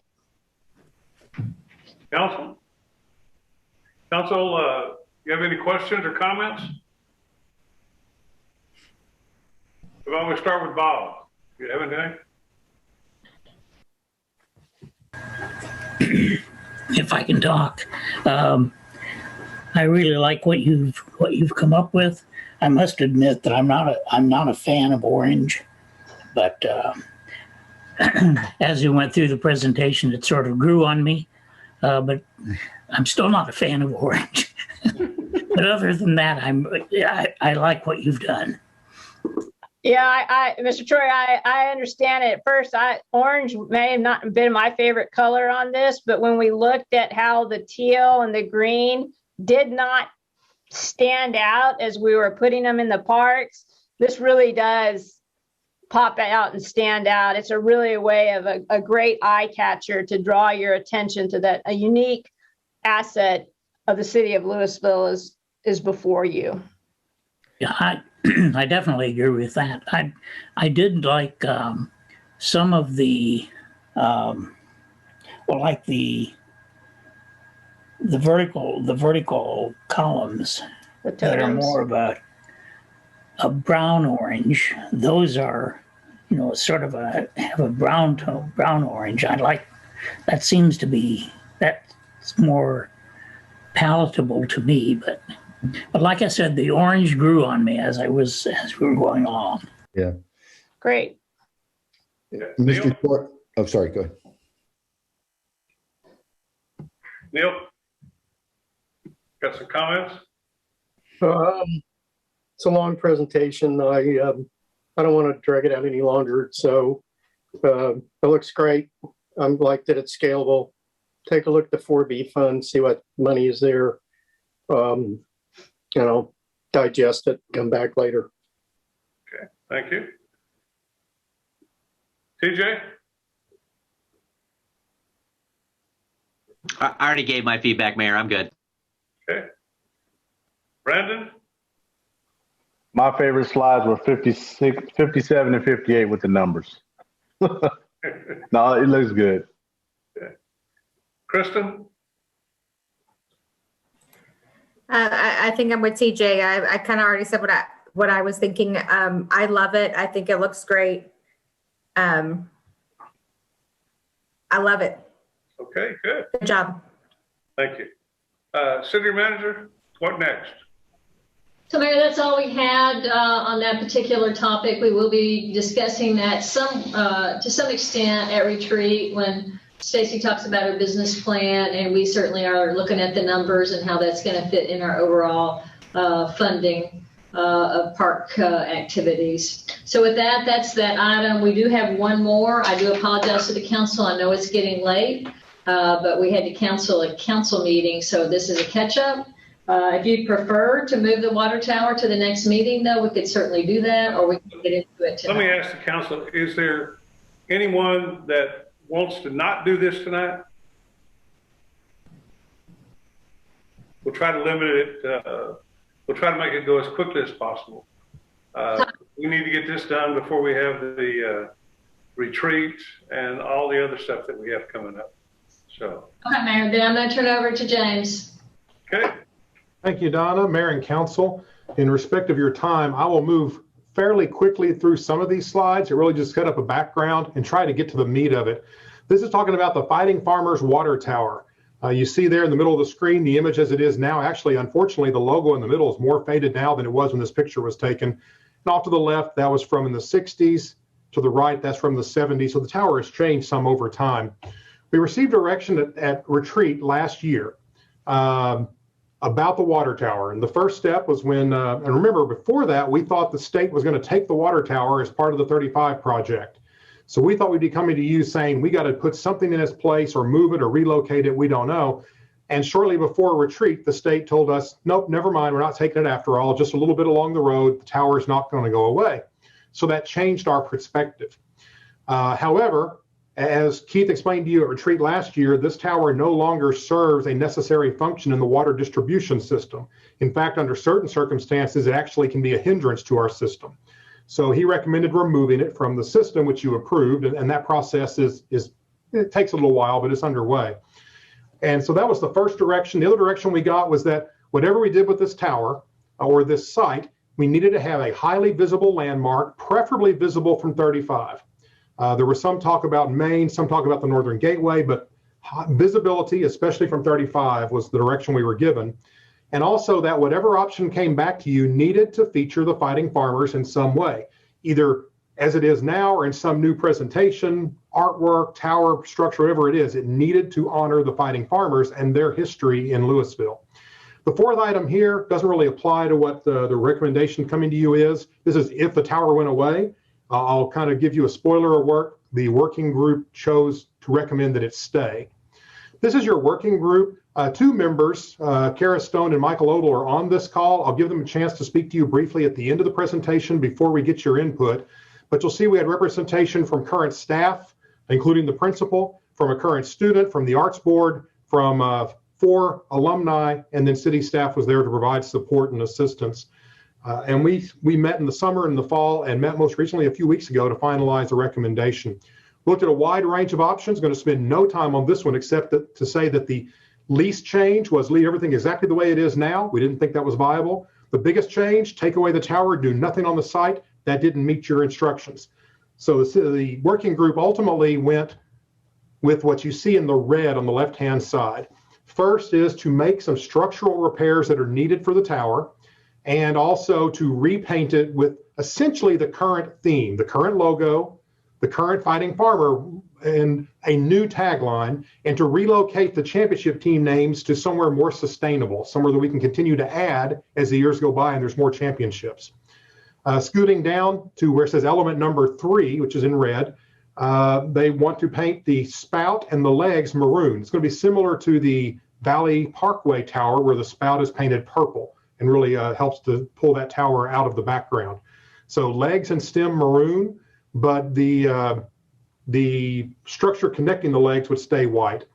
Then the lighting right now is white. It's old white spotlights. We'll talk more about that in a moment. They like the idea of looking at whether we could make those changeable lights where on a victory night, you could light the tower maroon. Fighting Farmers win a football game, win a basketball game, win a debate tournament. Principal says it's a victory day, calls us up. We remotely flip the lights to maroon. They like that idea. We'll talk more about that option because there are obviously some costs associated. And then the last one, element number 5, is to have a ground level viewing area immediately north of the tower. The city owns the property from the tower all the way up to College Street. So on that area north of the tower to put in a viewing area, a few benches, some landscaping, 3 storytelling signs that we'll talk about in a minute also that kind of tie the history of the tower and the school together with the community. So this is the heart of the recommendation. We'll talk more in detail shortly. So painting, they propose keeping the bowl with an eggshell white, which is what it's kind of supposed to be now with a little bit of a blue tint maybe. Repaint the existing Big John logo and the words Fighting Farmer in the official LHS maroon and the font. Above it right now, you see the Vista Ridge version of the Louisville logo we talked about earlier. Take that off and put in the words Louisville, but in the same color and same font as Fighting Farmer, so it all matches and ties together. The signage along the railing of the catwalk, where it right now has the state champions, to replace that with the tagline, Farmer Pride, established 1897, again, establishing the history. Louisville High is one of the oldest high schools in North Texas, and they want to play off of that. And then this will be repeated both north and south side, just as it is today. You see there the legs and spout painted LHS maroon, support struts and wires painted the eggshell white. This is a drawing that kind of shows where those elements would be. So lighting, right now there's white incandescent spotlights on the catwalk pointing up to the dome. They don't all work, and they are certainly outdated and need to be replaced if we're going to continue having lighting up there. The desire of the consensus of the group was to have color changing lights. So you could have that light the tower night. And most days it would be white, but then on certain days you take it maroon, or I mean, maybe you could take it green for St. Patrick's Day. You don't want to do much of that, but you could do some. However, there is additional costs. So the proposal coming before you is to replace those incandescent white lights with LED lights that are color change capable. So they can change colors and wire it so that they can change colors, but as a cost savings to hold off on the control box. And we'll talk more about that on the budget sheet. We would do guidelines for the color changing lights later. Again, the idea being it wouldn't happen all the time. It needs to be something special. I grew up in Austin. I'm used to the idea of lighting a tower for victory. It's in my blood, but if they did it every single day, it wouldn't be special. So we want to make sure that when it's a different color, people notice and say, hey, something happened. No lighting on the ground or the legs or the spout. There's really nothing special about the legs or the ground or the spout, except we're going to change the color of them. We want to pull attention up top where the logo and the wording is. For the viewing area, this would be, again, immediately north of the tower. Would include a walkway, seating, landscaping, ground lighting as needed, security cameras as needed, and the 3 monument-style signs we'll see in just a minute. The direction or the recommendation from the working group is that we would get local landscaping, patio, and similar firms to submit proposals for what that would look like and how they would install it and how much it would cost, and perhaps most importantly, how much of that out of their Fighting Farmer hearts they would donate or discount. We do believe there's a lot of support out there. There's a number of farmer alumni who have landscaping and patio companies who might want to step up to the plate and do this. But we'll get proposals and then select the proposal for what's going to be done. The working group has committed to gathering the donations for the viewing area. For parking, we think if you're going to put a viewing area, you've got to have some accommodation for parking. That'll probably be the last thing we do. It could be on site. We have a drawing that shows 5 spaces, realistically, probably 3 or 4. We do have a little bit of space on the College Street right away, so there's options. That's not a decision that's made yet. It really depends on the viewing area design. We would not want to have access from the viewing area to the tower itself. Climbing the tower is very tempting. It's also a big safety hazard. We just don't want to encourage that. You'll see in a moment from the aerial photo, there's already a line of, I believe it's crepe myrtles. There's a gap that we would fill in with more vegetation to discourage people from walking over there and you know, keep people in the viewing area as intended. It also would be designed in a way to accommodate the TxDOT takings along the access road. They're taking a strip right along the access road on the west side of this property. So the designs for the viewing area would account for that, not encroach on that, and might need to include visual or sound barriers to kind of segregate the viewing area from the traffic on the access road and the highway. The picture on the left, the big picture, just tell you right up front, the angle of it is such that it looks like the tower is in the take area. It's not. That's why we drew the black circle on there so you can see where the tower actually is located based on where the legs are.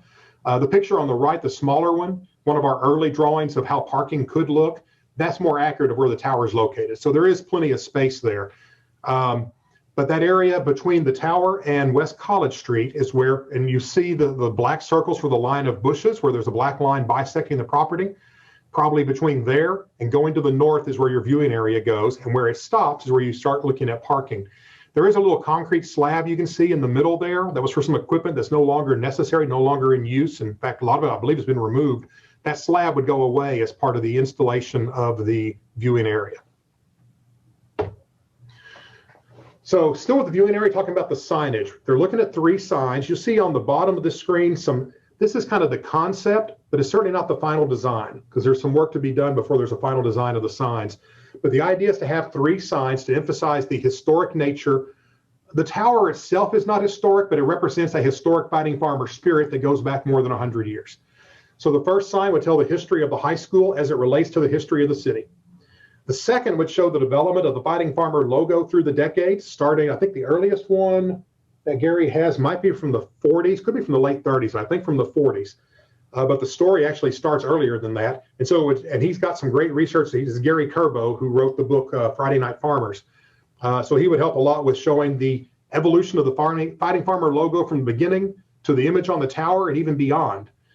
Sign number 3 would list all, remember I mentioned the state championship teams are going to move to a more sustainable area. They would move down here where we would have all 7 UIL sanctioned state championship teams. That's 2 in football, 1 in softball, 1 in one-act play, and 3 in cheer. I think it's called spirit, but cheer is what people would think of. And list all 7 of those teams, have room to add more. Also have a little bit of description, not just say 1996 football, but team photos. We have team photos already of 4 of the 7 champions, and we think we can get the others. So a team photo would be more lasting and would recognize those teams for their championships. And again, we can take the printed panel off and replace it as number 8 and number 9 and number 10 come along, hopefully in the near future. We have already had a volunteer that stepped forward to design these signs, so that's a cost savings. Again, we think there's going to be some farmer pride that helps to cut some costs especially on the viewing area. Placement would be part of the design. So what we would most likely do is in the proposal, the request for proposals, tell the companies, accommodate these 3 signs in some way, and they would accommodate them into their design. Estimated budget. The biggest item is the repairs and painting on the tower. Now, if the tower stays in place, we have to repair it, we have to paint it. The bulk of the cost here really is not the paint, it's getting up there safely and hanging there and painting it for a period of time. That's a bulk of your cost.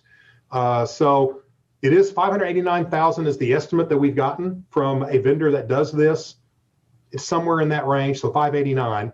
Again, it's city's tower, painting a tower we already have. We assume that would be a city cost, not currently in the budget. Replacing the lighting, that's replacing our existing lights with new lights. We also included that as a likely city cost at $78,000. Not in the budget at this time. There's the lighting control box I told you about. It's $30,000. And originally it was in the proposal. The working group pulled it out because they're trying to bring the immediate price tag down a little bit. But the hope is that either a sponsor steps forward and says, oh yeah, here's $30,000, go buy that. I want to see the tower light up. Or at some point in the next couple of years, the city decides to fund that portion. The tower would be set up and ready to just hook it up, plug it in, and run it remotely.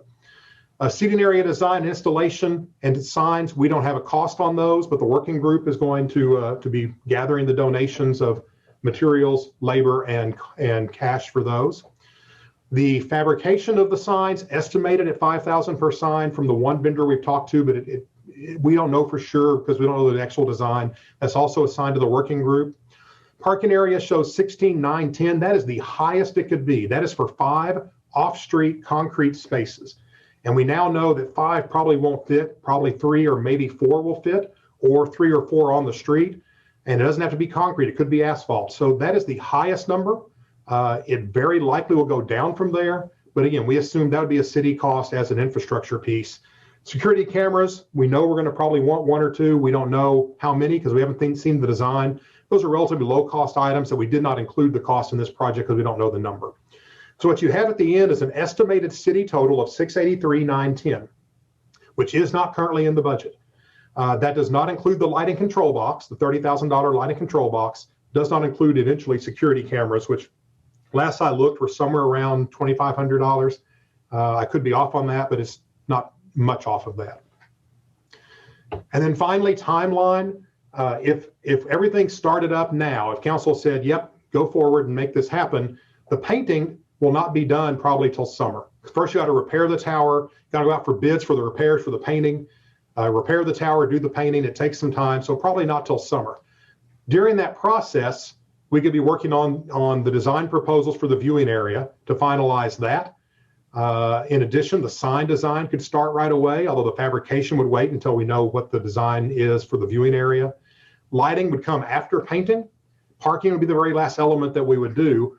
And then the working group could start fundraising. Kara, who's on this call, has been very persistent in her emails. When can I start raising money? And I told her, wait till council says it's okay. Don't go raise money till when we don't have a project. But she's ready. She's champing at the bit to do that. So total, you're probably talking end of summer, potentially when it's done, assuming there's no snowstorms or new pandemics or other unexpected. We've learned now unexpected is expected in our new world. So that's our estimated timeline. With that, I know that Kara and Michael were on the call when we started. And if you're still there, do you have any information or comments you want to add to council before we go to council discussion? And if so, be sure This is Kara. I just want to say that I appreciate being part of the working group, and I think we had a good group that participated in this, and it was all consensus with everything that we came up with supporting the water tower, and we're excited to be part of this project, and would like to see the water tower painted to represent the high school and get that thing back in shape. Okay, thank you, Kara. Coach Odell, if you're still there, do you have anything you'd like to add? Yes, I'm here. Yeah, thank you for having me, and I'm honored to be a part of this group as well. My grandfather bought a house in Louisville in 1949, and my dad graduated in 73, and I'm a 97 graduate, and this place just means a whole lot to me, like it does to many of you. And the tower and what we could and make it would be special not only to our kids that are currently in school but all our alumni and anybody who's ever lived here and has the same passion. So really excited about the opportunity to put something that we can use actively, with the lights. I think that's a great idea. And then it could also be a really elegant display, something we're proud of, and that we could highlight all our champions, with the pavilion down below, which obviously we can't do that with as many as we have up top with it being overcrowded. So I think we have a really good plan and a good idea. And I know there's a lot of alumni out there that believe and breathe farmer pride and would help us out to make this thing come to fruition. So, but again, thank you for listening to me, and I'm excited to be a part and do what I can to make it happen. Hey, Michael, Kara, thank you. I'd ask if you could just hang on for the discussion in case they have questions for you. And Mayor, that's our presentation. So we are looking to hear from City Council.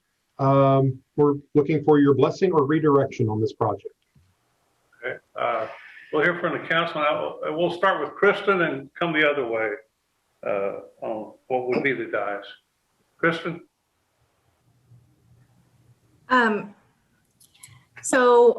I had a question about the estimate that we have for making the necessary repairs. Has there been a study that's been done where we know that that's a good estimate, or have we had it fully evaluated and we know exactly what needs to be done to fix it? So I hope Keith Marvin is available. I know there was an engineering study underway. I don't know if it's completed, but this number did come from a vendor. Keith, are you there? Yeah, I'm here. So yes, we did do a pretty detailed inspection. I think it's been about 2 years ago since we did the inspection. And then we did actually hire John Burkhoff of Burkhoff, Hendricks, and Conway and that may not be their current name, but to do the engineering design for painting and restoration of the tower.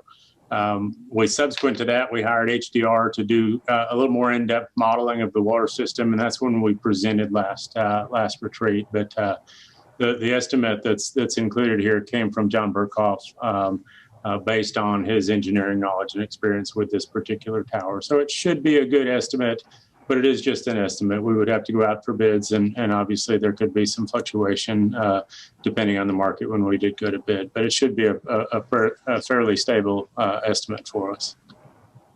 Okay. So another question, I have more about the funding because, as James has mentioned, this is not in the budget. So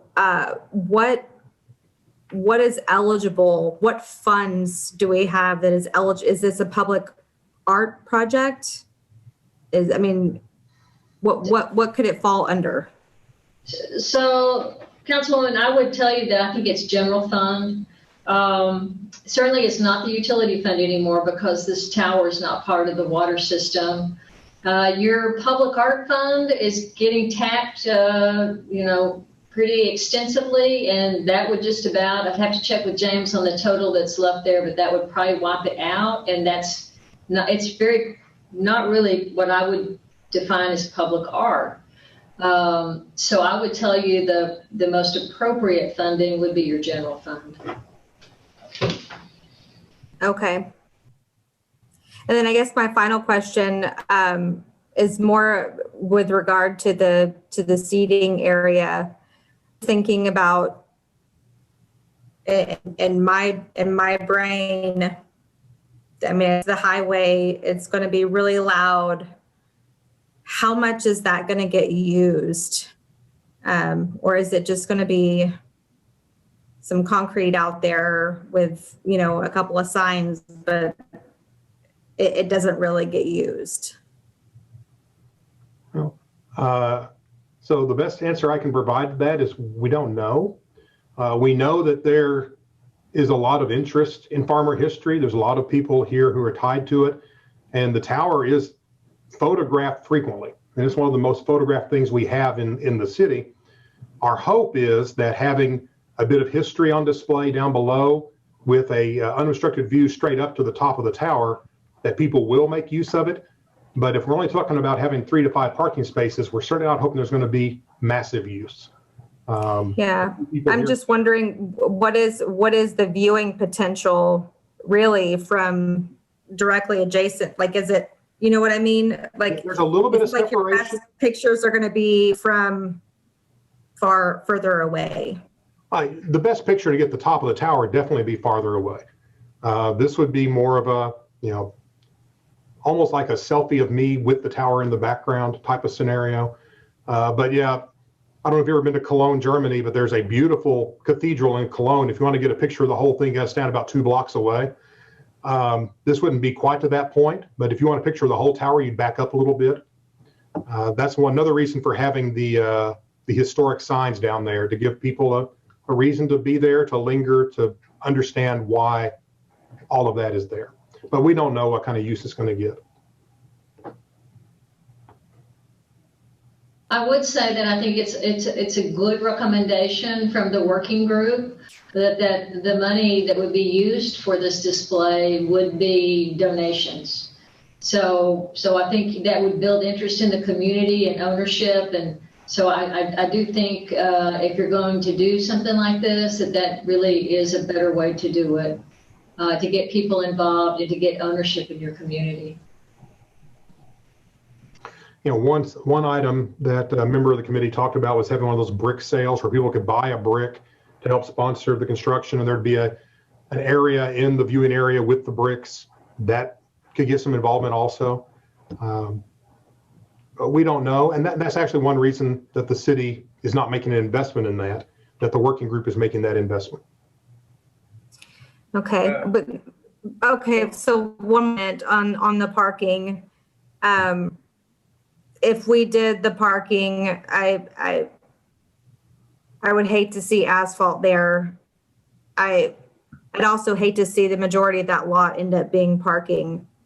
So I don't know if we could look at doing type of circle drive or something, but maybe looking at a different way to configure the parking would be good. We can make note of that. When we see the viewing area design that's selected, we'll know what kind of space we're working with. The one here that shows 5 spaces, that's going to be way too big because that goes almost up to the concrete pad. So that's got to be cut in half, the parking area at the very most. So what you see here was just a concept. It won't be that. Okay, that's an awful lot of paved for just a couple of parking spaces. True. Okay, let's move to Brandon. Yeah, I think my biggest concern is the painting cost. Coming out of general fund, that's something that, because obviously every so often, I'm not sure what the schedule is like we do with our normal towers, but we'd be on the hook for that, and that one gives me a little pause. So I'd like to get a little more information on that before for myself. I think if you did it, I mean, isn't Wayne Frady Park like a half a block away? I mean, if you're going to use that space for something, then maybe you should make the entire thing a park and just give people directional signs, and that so they can at least have the space. But yeah, my main concern would be is the funding on the tower painting for this initial go round, and then Keith probably knows better than anybody else, what the rotation is on when we have to paint these towers to keep the upkeep, because we're going to put almost 600,000 in it now. You got to think it's going to go up whenever the next schedule is, and we're going to be putting the future counts on the hook for that. So those are my concerns. Steve, do you want to answer that? Yeah, generally, Councilman Jones, we would expect to get about 20 years out of that painting. Good. I'll be retired, so it won't matter. Me too. Okay. TJ? Well, Mayor, I just want to thank the community for putting their input in here. And so if folks want to give pushback, I think, on the dollars, because I know that's a big number, and I understand, but I also am hearing that this is what the community wants to see. We've talked about this critter for a while now, and the 2 rules I've always had were that it needed to honor our fighting farmers, and it needed to be seen by every single person that traveled I-35. If this is the way that committee has come to determine that we can do those 2 things, and they're okay with that, then I expect them to push to help us make it happen, which I know they will. Okay. Neil?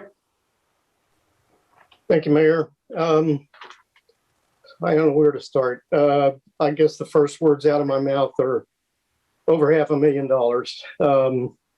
And it's going to be more than that. We don't have all the costs in. And it's pretty much to keep empty water tank so we can paint a sign on it. We know it's going to be decommissioned. We can't pay for it out of hotel tax. They would never allow this to qualify as a art project. So for the same reason, neither should we. Can't pay for it out of utility fund. So we know where it's coming from. It's got to come out of general fund. Got a lot of people that have paid property taxes and sales taxes into that general fund that have no connection to LHS whatsoever. Their kids graduated or attending Marcus and Hebron High. Kids going to private school, got 1,000+ businesses. When I look at general fund and I look at spending $500,000 or more, things I look at: safety, efficiency, infrastructure, cost savings, accomplishing those goals. I wouldn't be comfortable explaining to any of those people that have no connection to this how we can justify that amount of money. And I think even more so, we're less than 18 months ago, we raised property taxes to put more money in general fund. And then last year, we laid off people and moved people around because of shortfalls, and we could be staring at another shortfall. So I got serious problems with money. the LED lighting system, I'm going to comment for a minute, says proposed for a later phase as a cost-cutting measure. It doesn't cut costs really. It's maybe 4% now, but if it's delayed, it'll cost more later, and that'll just fade away. So, we're still saddled with it. To me, you want to save costs. I kept looking for alternatives. And I have to say that, if you want to tell me that the working group represented the community, 2/3 of them had LHS ties, that's not necessarily our community. You want to save costs, go buy a granite block, blast an image of the tower on it, put whatever history you want, some past records, leave space for the future. Put that in place in the tower, sell the tower off. You can occasionally wash granite with some water. Otherwise, every 20 years, we're looking at another repaint and probably some repairs, and that price will only go up each time. And then we're look back at a tab and we're in the millions. We could still do the parking lot. I'm not sure how much use it'll get. Do some basic lights, a security camera if you did some kind of monument. The council, and I'm quoting from you, said from the presentation includes plans for retaining logo sections and other salvageable pieces for public display by the city or LHS, or for public sale or auction as a community fundraiser.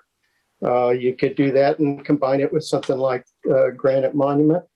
But if we just can't get past the idea that this water tower is untouchable, then first of all, the thought goes through my head, it's a good thing it wasn't an outhouse or a sewage lift station. We wouldn't want to keep it probably, but I propose an alternative plan. We can have the Fighting Farmers Working Group create a nonprofit and raise 1/2 the money, and the city will match that. Set a timeline of like 2 years to get it done. If they don't make their end of it, look at lower cost options. If there's really passion and interest there, they'll make it happen. If not, I think you have to ask how the city can justify spending that amount of money. I would throw a second idea at you. Deed the tower over to that nonprofit in an arrangement that finalizes ownership as soon as TCEQ approves our abandonment as part of the utility system. Still do the dollar match. Let the nonprofit manage the makeover. Let them answer questions on what and when. Be responsible for the future. May want to reconsider going with the partial salvage of pieces as part of a public display, or sell the remainder to raise needed funds. There's a lot of scrap metal there, if nothing else. Or seek out sponsors in return for recognition to raise those funds. So as a package, I would approve that. To do otherwise, I'd have to look at the rest of the council and say, we have some serious explaining to do to other taxpayers, especially after raising their tax rate not long ago. So that's my 2 cents. Okay, Bob?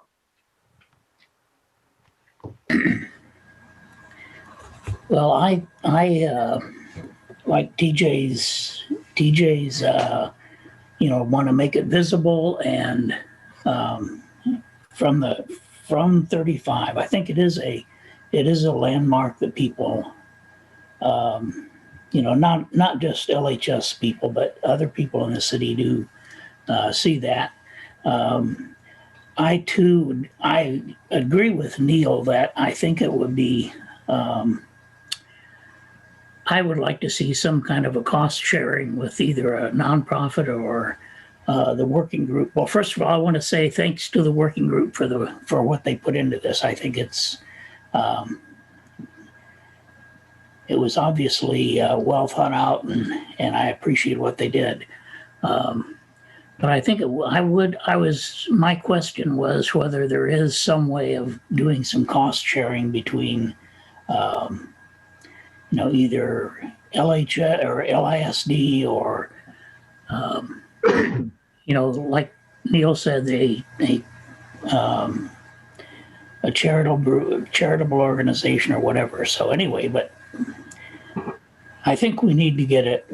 Definitely needs to be repaired and painted, and I'm for keeping it. Okay, thank you. City Manager, what's next?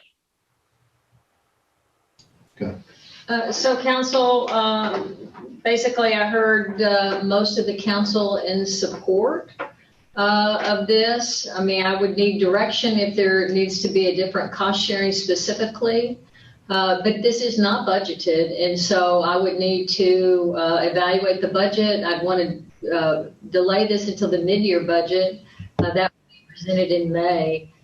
So we can look at the cost of this tower rehab in relation to other budget issues. That would be my recommendation at this point in time, is to bring it back to you in May. I will tell you I have concerns about the appearance of the tower right now, so I don't think delaying this for long is a good choice either. But I would like to look at the various options for funding, and perhaps James could talk more to the working group to see if there are other options they want to consider as far as fundraising, and we bring that back to you in May. Okay, thank you. Are we ready to continue on with the meeting? Yes, sir. Okay. Now we'll go over to the regular session, public hearings. City Secretary. Public hearing number 1. Consideration of an ordinance granting a special use permit for a minor automobile service facility on 0.8028 acres, located on the east side of South Valley Parkway, approximately 350 feet north of West Round Grove Road. Strickland Brothers desires to build a minor automobile service facility and is providing enhanced landscaping and building design as part of the special use permit. P&Z recommended approval by a vote of 6-0. The recommendation is that the City Council approve the ordinance as set forth in the caption. Planning Director Richard Lukey is available to address any questions. Okay. Anyone speak? No, sir, we received no cards and we have no hands raised for this item. Okay. Council, do you have a motion to close the public hearing? Move to close. Okay. Did we get the second? Second. I'm sorry, was that Mayor, Councilman Jones that seconded that? No, it was Councilman Jones. Okay, thank you. Okay. Okay. City Secretary, call the roll. I show Councilman Troyer made the motion. Councilman Jones seconded the motion. Councilman Troyer? Aye. Mayor Pro Tem Ferguson? Aye. Councilman Gilmore? Aye. Councilman Jones? Aye. Deputy Mayor Pro Tem Green? Aye. Mayor, those were all aye votes. Okay, thank you. We have a motion to approve. So moved. Second. Okay. We have a motion and a second. City Attorney needs to read now. This is an ordinance of the Louisville City Council amending the zoning ordinance by granting a special use permit for a minor automotive service facility on approximately 0.8028 acres, being Lot 2, Block A, Market at Valley Ridge Parkway Edition, located on the east side of South Valley Parkway, approximately 350 feet north of West Round Grove Road, FM 3040, and Zone Local Commercial District, providing for repealer, severability, a penalty, and an effective date, and declaring an emergency. Okay. Is there any discussion from the council? Okay. City Secretary, call the roll. Show Mayor Pro Tem Ferguson made the motion. Councilman Jones seconded the motion. Councilman Troyer? Aye. Mayor Pro Tem Ferguson? Aye. Councilman Gilmore? Aye. Councilman Jones? Aye. Deputy Mayor Pro Tem Green? Aye. Mayor, those were all aye votes. Thank you. Motion passes. Continue. Public hearing number 2, consideration of an amendment to the Community Development Block Grant 2020 Annual Action Plan as a means of accepting CDBG CV3 CARES Act funding and authorization for the city manager to submit the amendment to the U.S. Department of Housing and Urban Development. The amendment is an expedited method offered by HUD to accept Louisville's allocation of $756,899 in CARES Act funding, designated as CDBG CV3. As discussed with Council previously on January 25th, 2021, this funding will prioritize mental health, childcare, food insecurity, and mortgage assistance. The recommendation is that the City Council approve the amendment and authorize the city manager to submit the amendment. Do we have any speakers? We have no speakers and no hands raised, Mayor. Okay. Council. Move to close the public hearing. Second. We have a motion and a second. City Secretary, call the roll. I show Councilmember Jones made the motion. Deputy Mayor Pro Tem Green seconded the motion. Councilman Troyer. Aye. Mayor Pro Tem Ferguson. Aye. Councilman Gilmore. Aye. Councilman Jones. Aye. Deputy Mayor Pro Tem Green. Aye. Mayor, those were all aye votes. Okay. Motion passes. Thank you.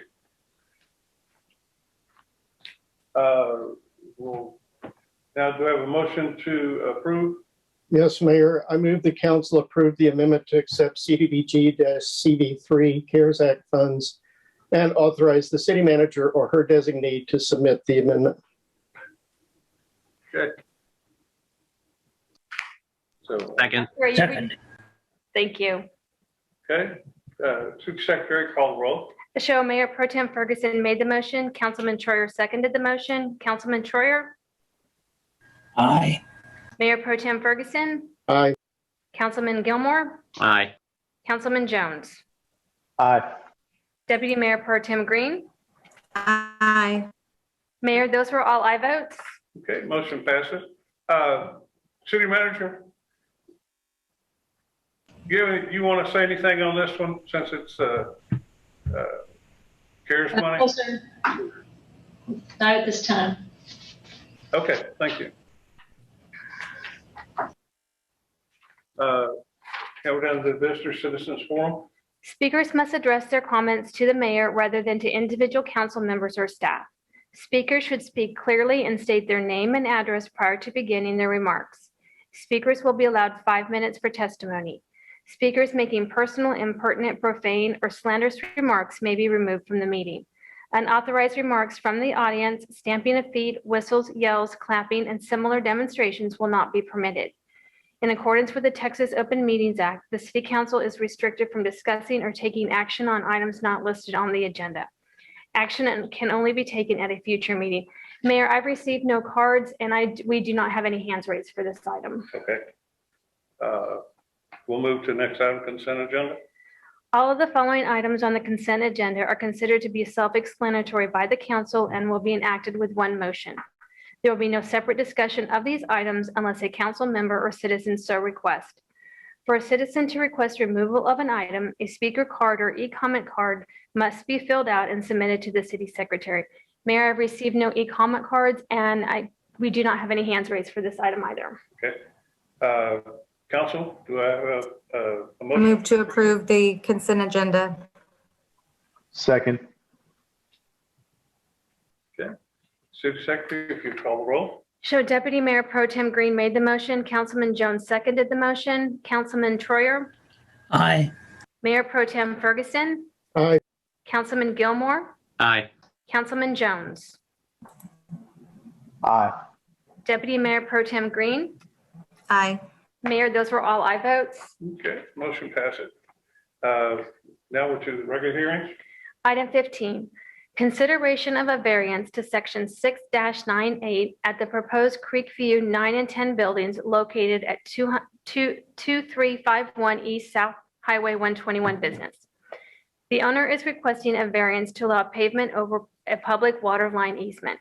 The recommendation is that the City Council approve the variance as set forth in the caption with the condition that the owner accepts responsibility for all pavement repairs required due to maintenance or repair of the city's water main performed by city crews or city contractors. City Engineer David Salmon is available to address any questions. Okay. Do I have a motion? Move to approve. Second.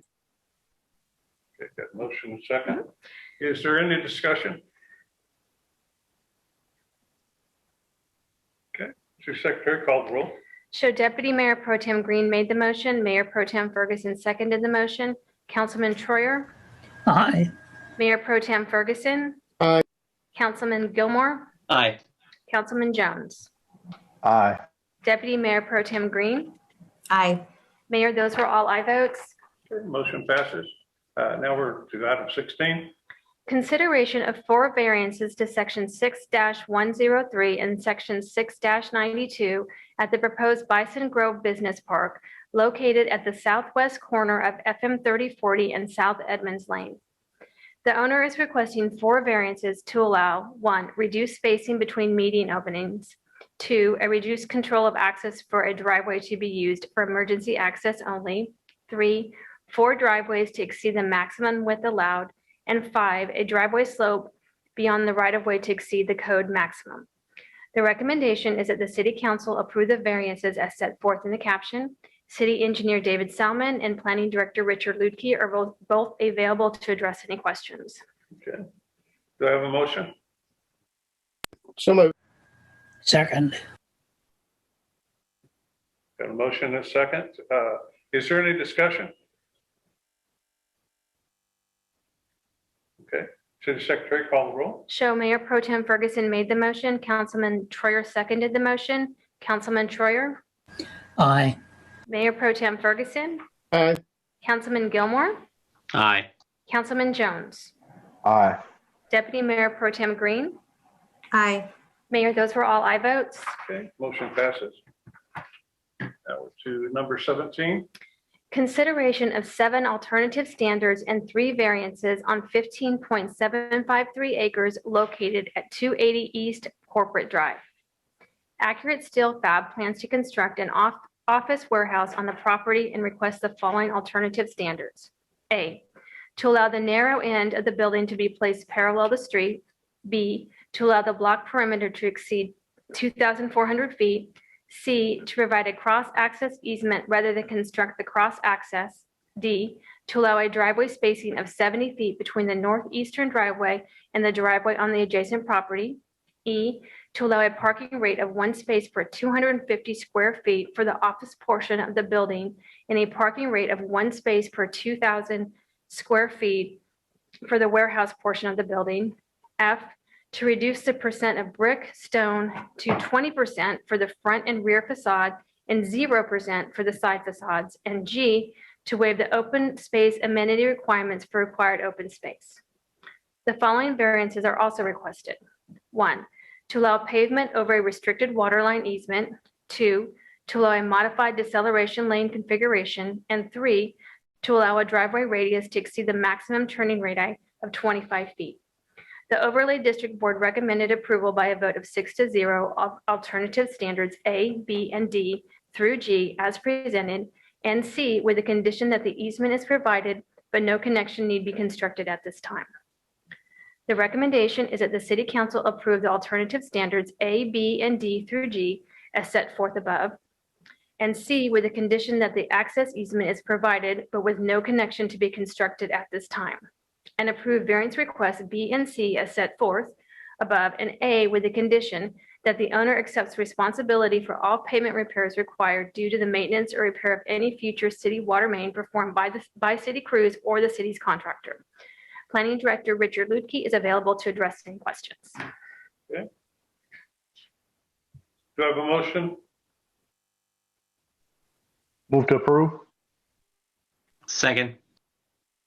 Okay, we have a motion second. Can we have some clarification? Are you moving to approve as set forth in the recommendation on the agenda so it has all those conditions? Yes, move to approve as set forth in the agenda. Second. That clear? Okay. Is there any discussion?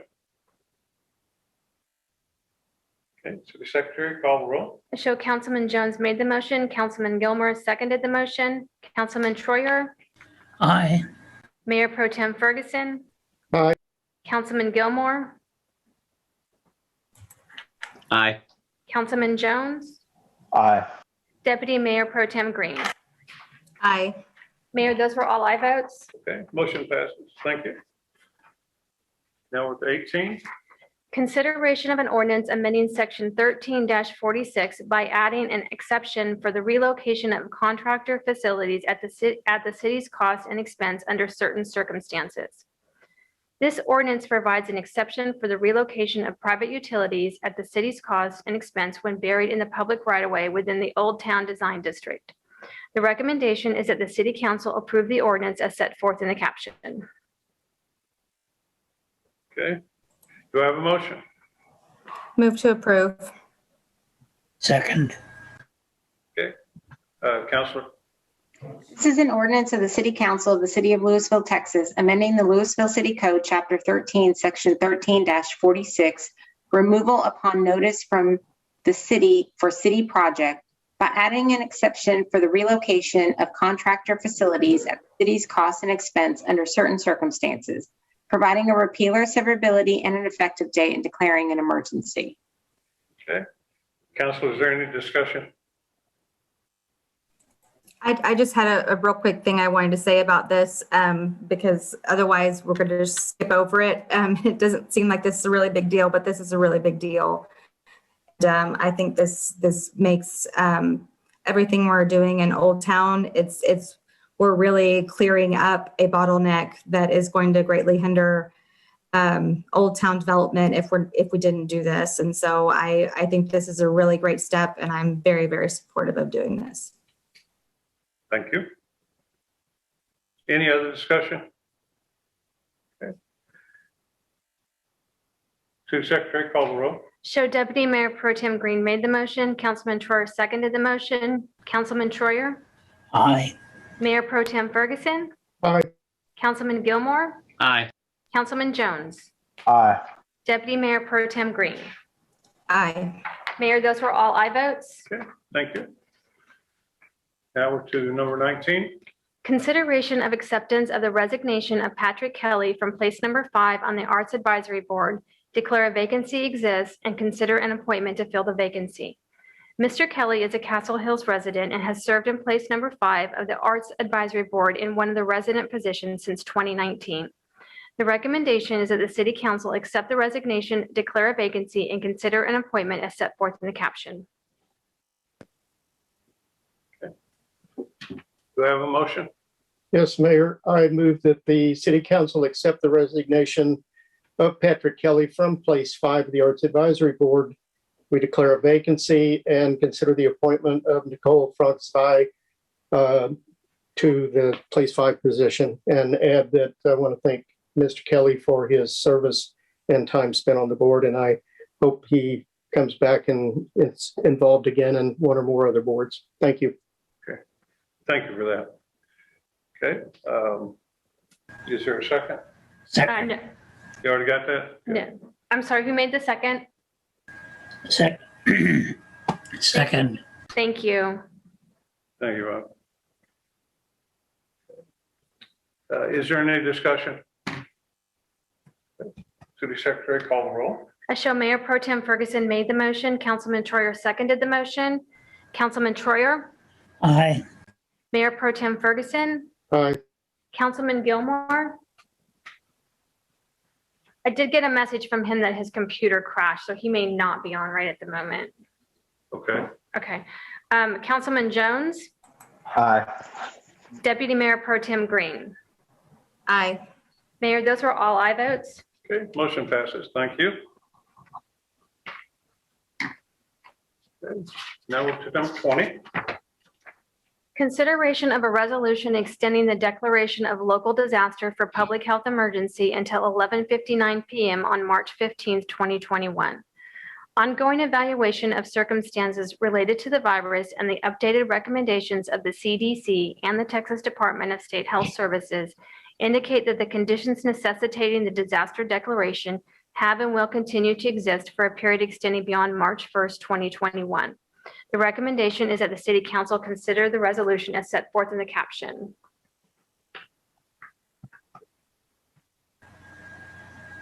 Do I have a motion? Move to approve. Second. Second. Yes, I did. City Secretary, call the roll. I show Councilman Troyer made the motion. Mayor Pro Tem Ferguson seconded the motion. Councilman Troyer, Aye. Mayor Pro Tem Ferguson, Aye. Councilman Gilmore. He's not back in yet. Councilman Jones, Aye. Deputy Mayor Pro Tem Green. Aye. Mayor, those were all aye votes. Okay, motion passes. Thank you. Now, item 21. Consideration of a resolution extending the declaration of weather emergency until 11:59 p.m. on March 15th, 2021. The conditions necessitating this disaster declaration have and will continue to exist for a period extending beyond March 1st, 2021. The recommendation is that the City Council consider the resolution as set forth in the caption. Okay. Do I have a motion? Move to approve. Second. Second. A motion and a second. City Secretary, call the roll. I show a motion was made by Deputy Mayor Pro Tem Green and seconded by Mayor Pro Tem Ferguson. Councilman Troyer, Aye. Mayor Pro Tem Ferguson. Aye. Councilman Gilmore. I'm sorry, he's still not back. Councilman Jones. Aye. Deputy Mayor Pro Tem Green. Aye. Mayor, those are all aye votes. Okay, motion passed.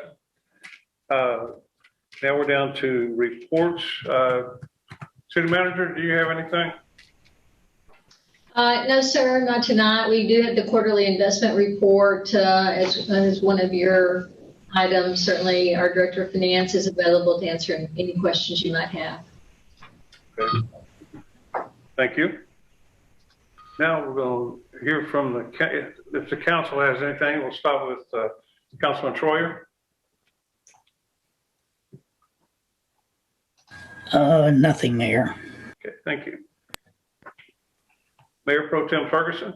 Yes, I have stuff for Louisville MCL Grand or Louisville Grand Theater. Sorry, old habits die hard sometimes. Black Box Concert Series with Ray Prim, presented by the City of Louisville on March 12th. Acoustic jams always seem to continue, and that's a good thing. Presented by the Visual Arts League on Fridays. They do have a songwriters competition coming up, and I want to say that the topic is cactus, but I could be wrong. I'd have to check my notes on that one. That's from memory. And that'll be a little ways from now because they just had a songwriters competition. Activities, we have Art Talk presented by Visual Arts League. The topic is modern Fauvinist art. And in exhibitions, we've got the high school art exhibition going, presented by the Louisville Independent School District. That continues through March 25th. And then the Visual Arts League will present its Volunteer of the Year exposition, and that's through March 27th. And that's all I have. Thank you. Okay, thank you. Councilman Gilmore, are you here? Vaguely. Okay, go. Do you have anything? No, I'm good. I'm good, Mayor Durham. Thank you so much. Well, welcome back. Glad to be back. Okay. Councilmember Jones. Yes, I'll be quick. I'm still fielding some emails from some residents who are still upset about the power outages and water issues.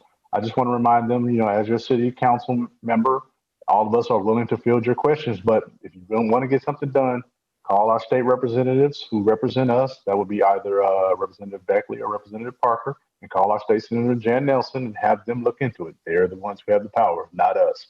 That's it. Thank you for that. Deputy Mayor Pro Tem Green. Nothing to report, Mayor.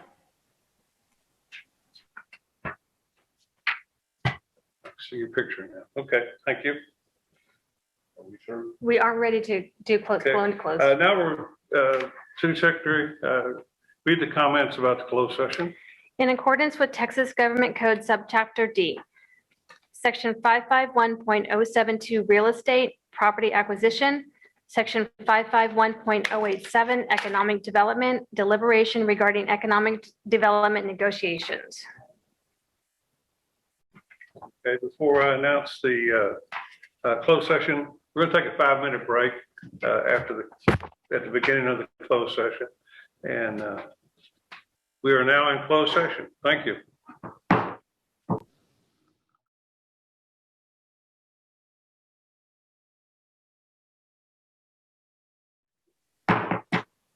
We're now back in open session. Is there any action to be taken? Move to adjourn. Second. Motion second to adjourn. All those in favor signify by saying aye. Aye. Aye. Opposed? We are adjourned. Thank you.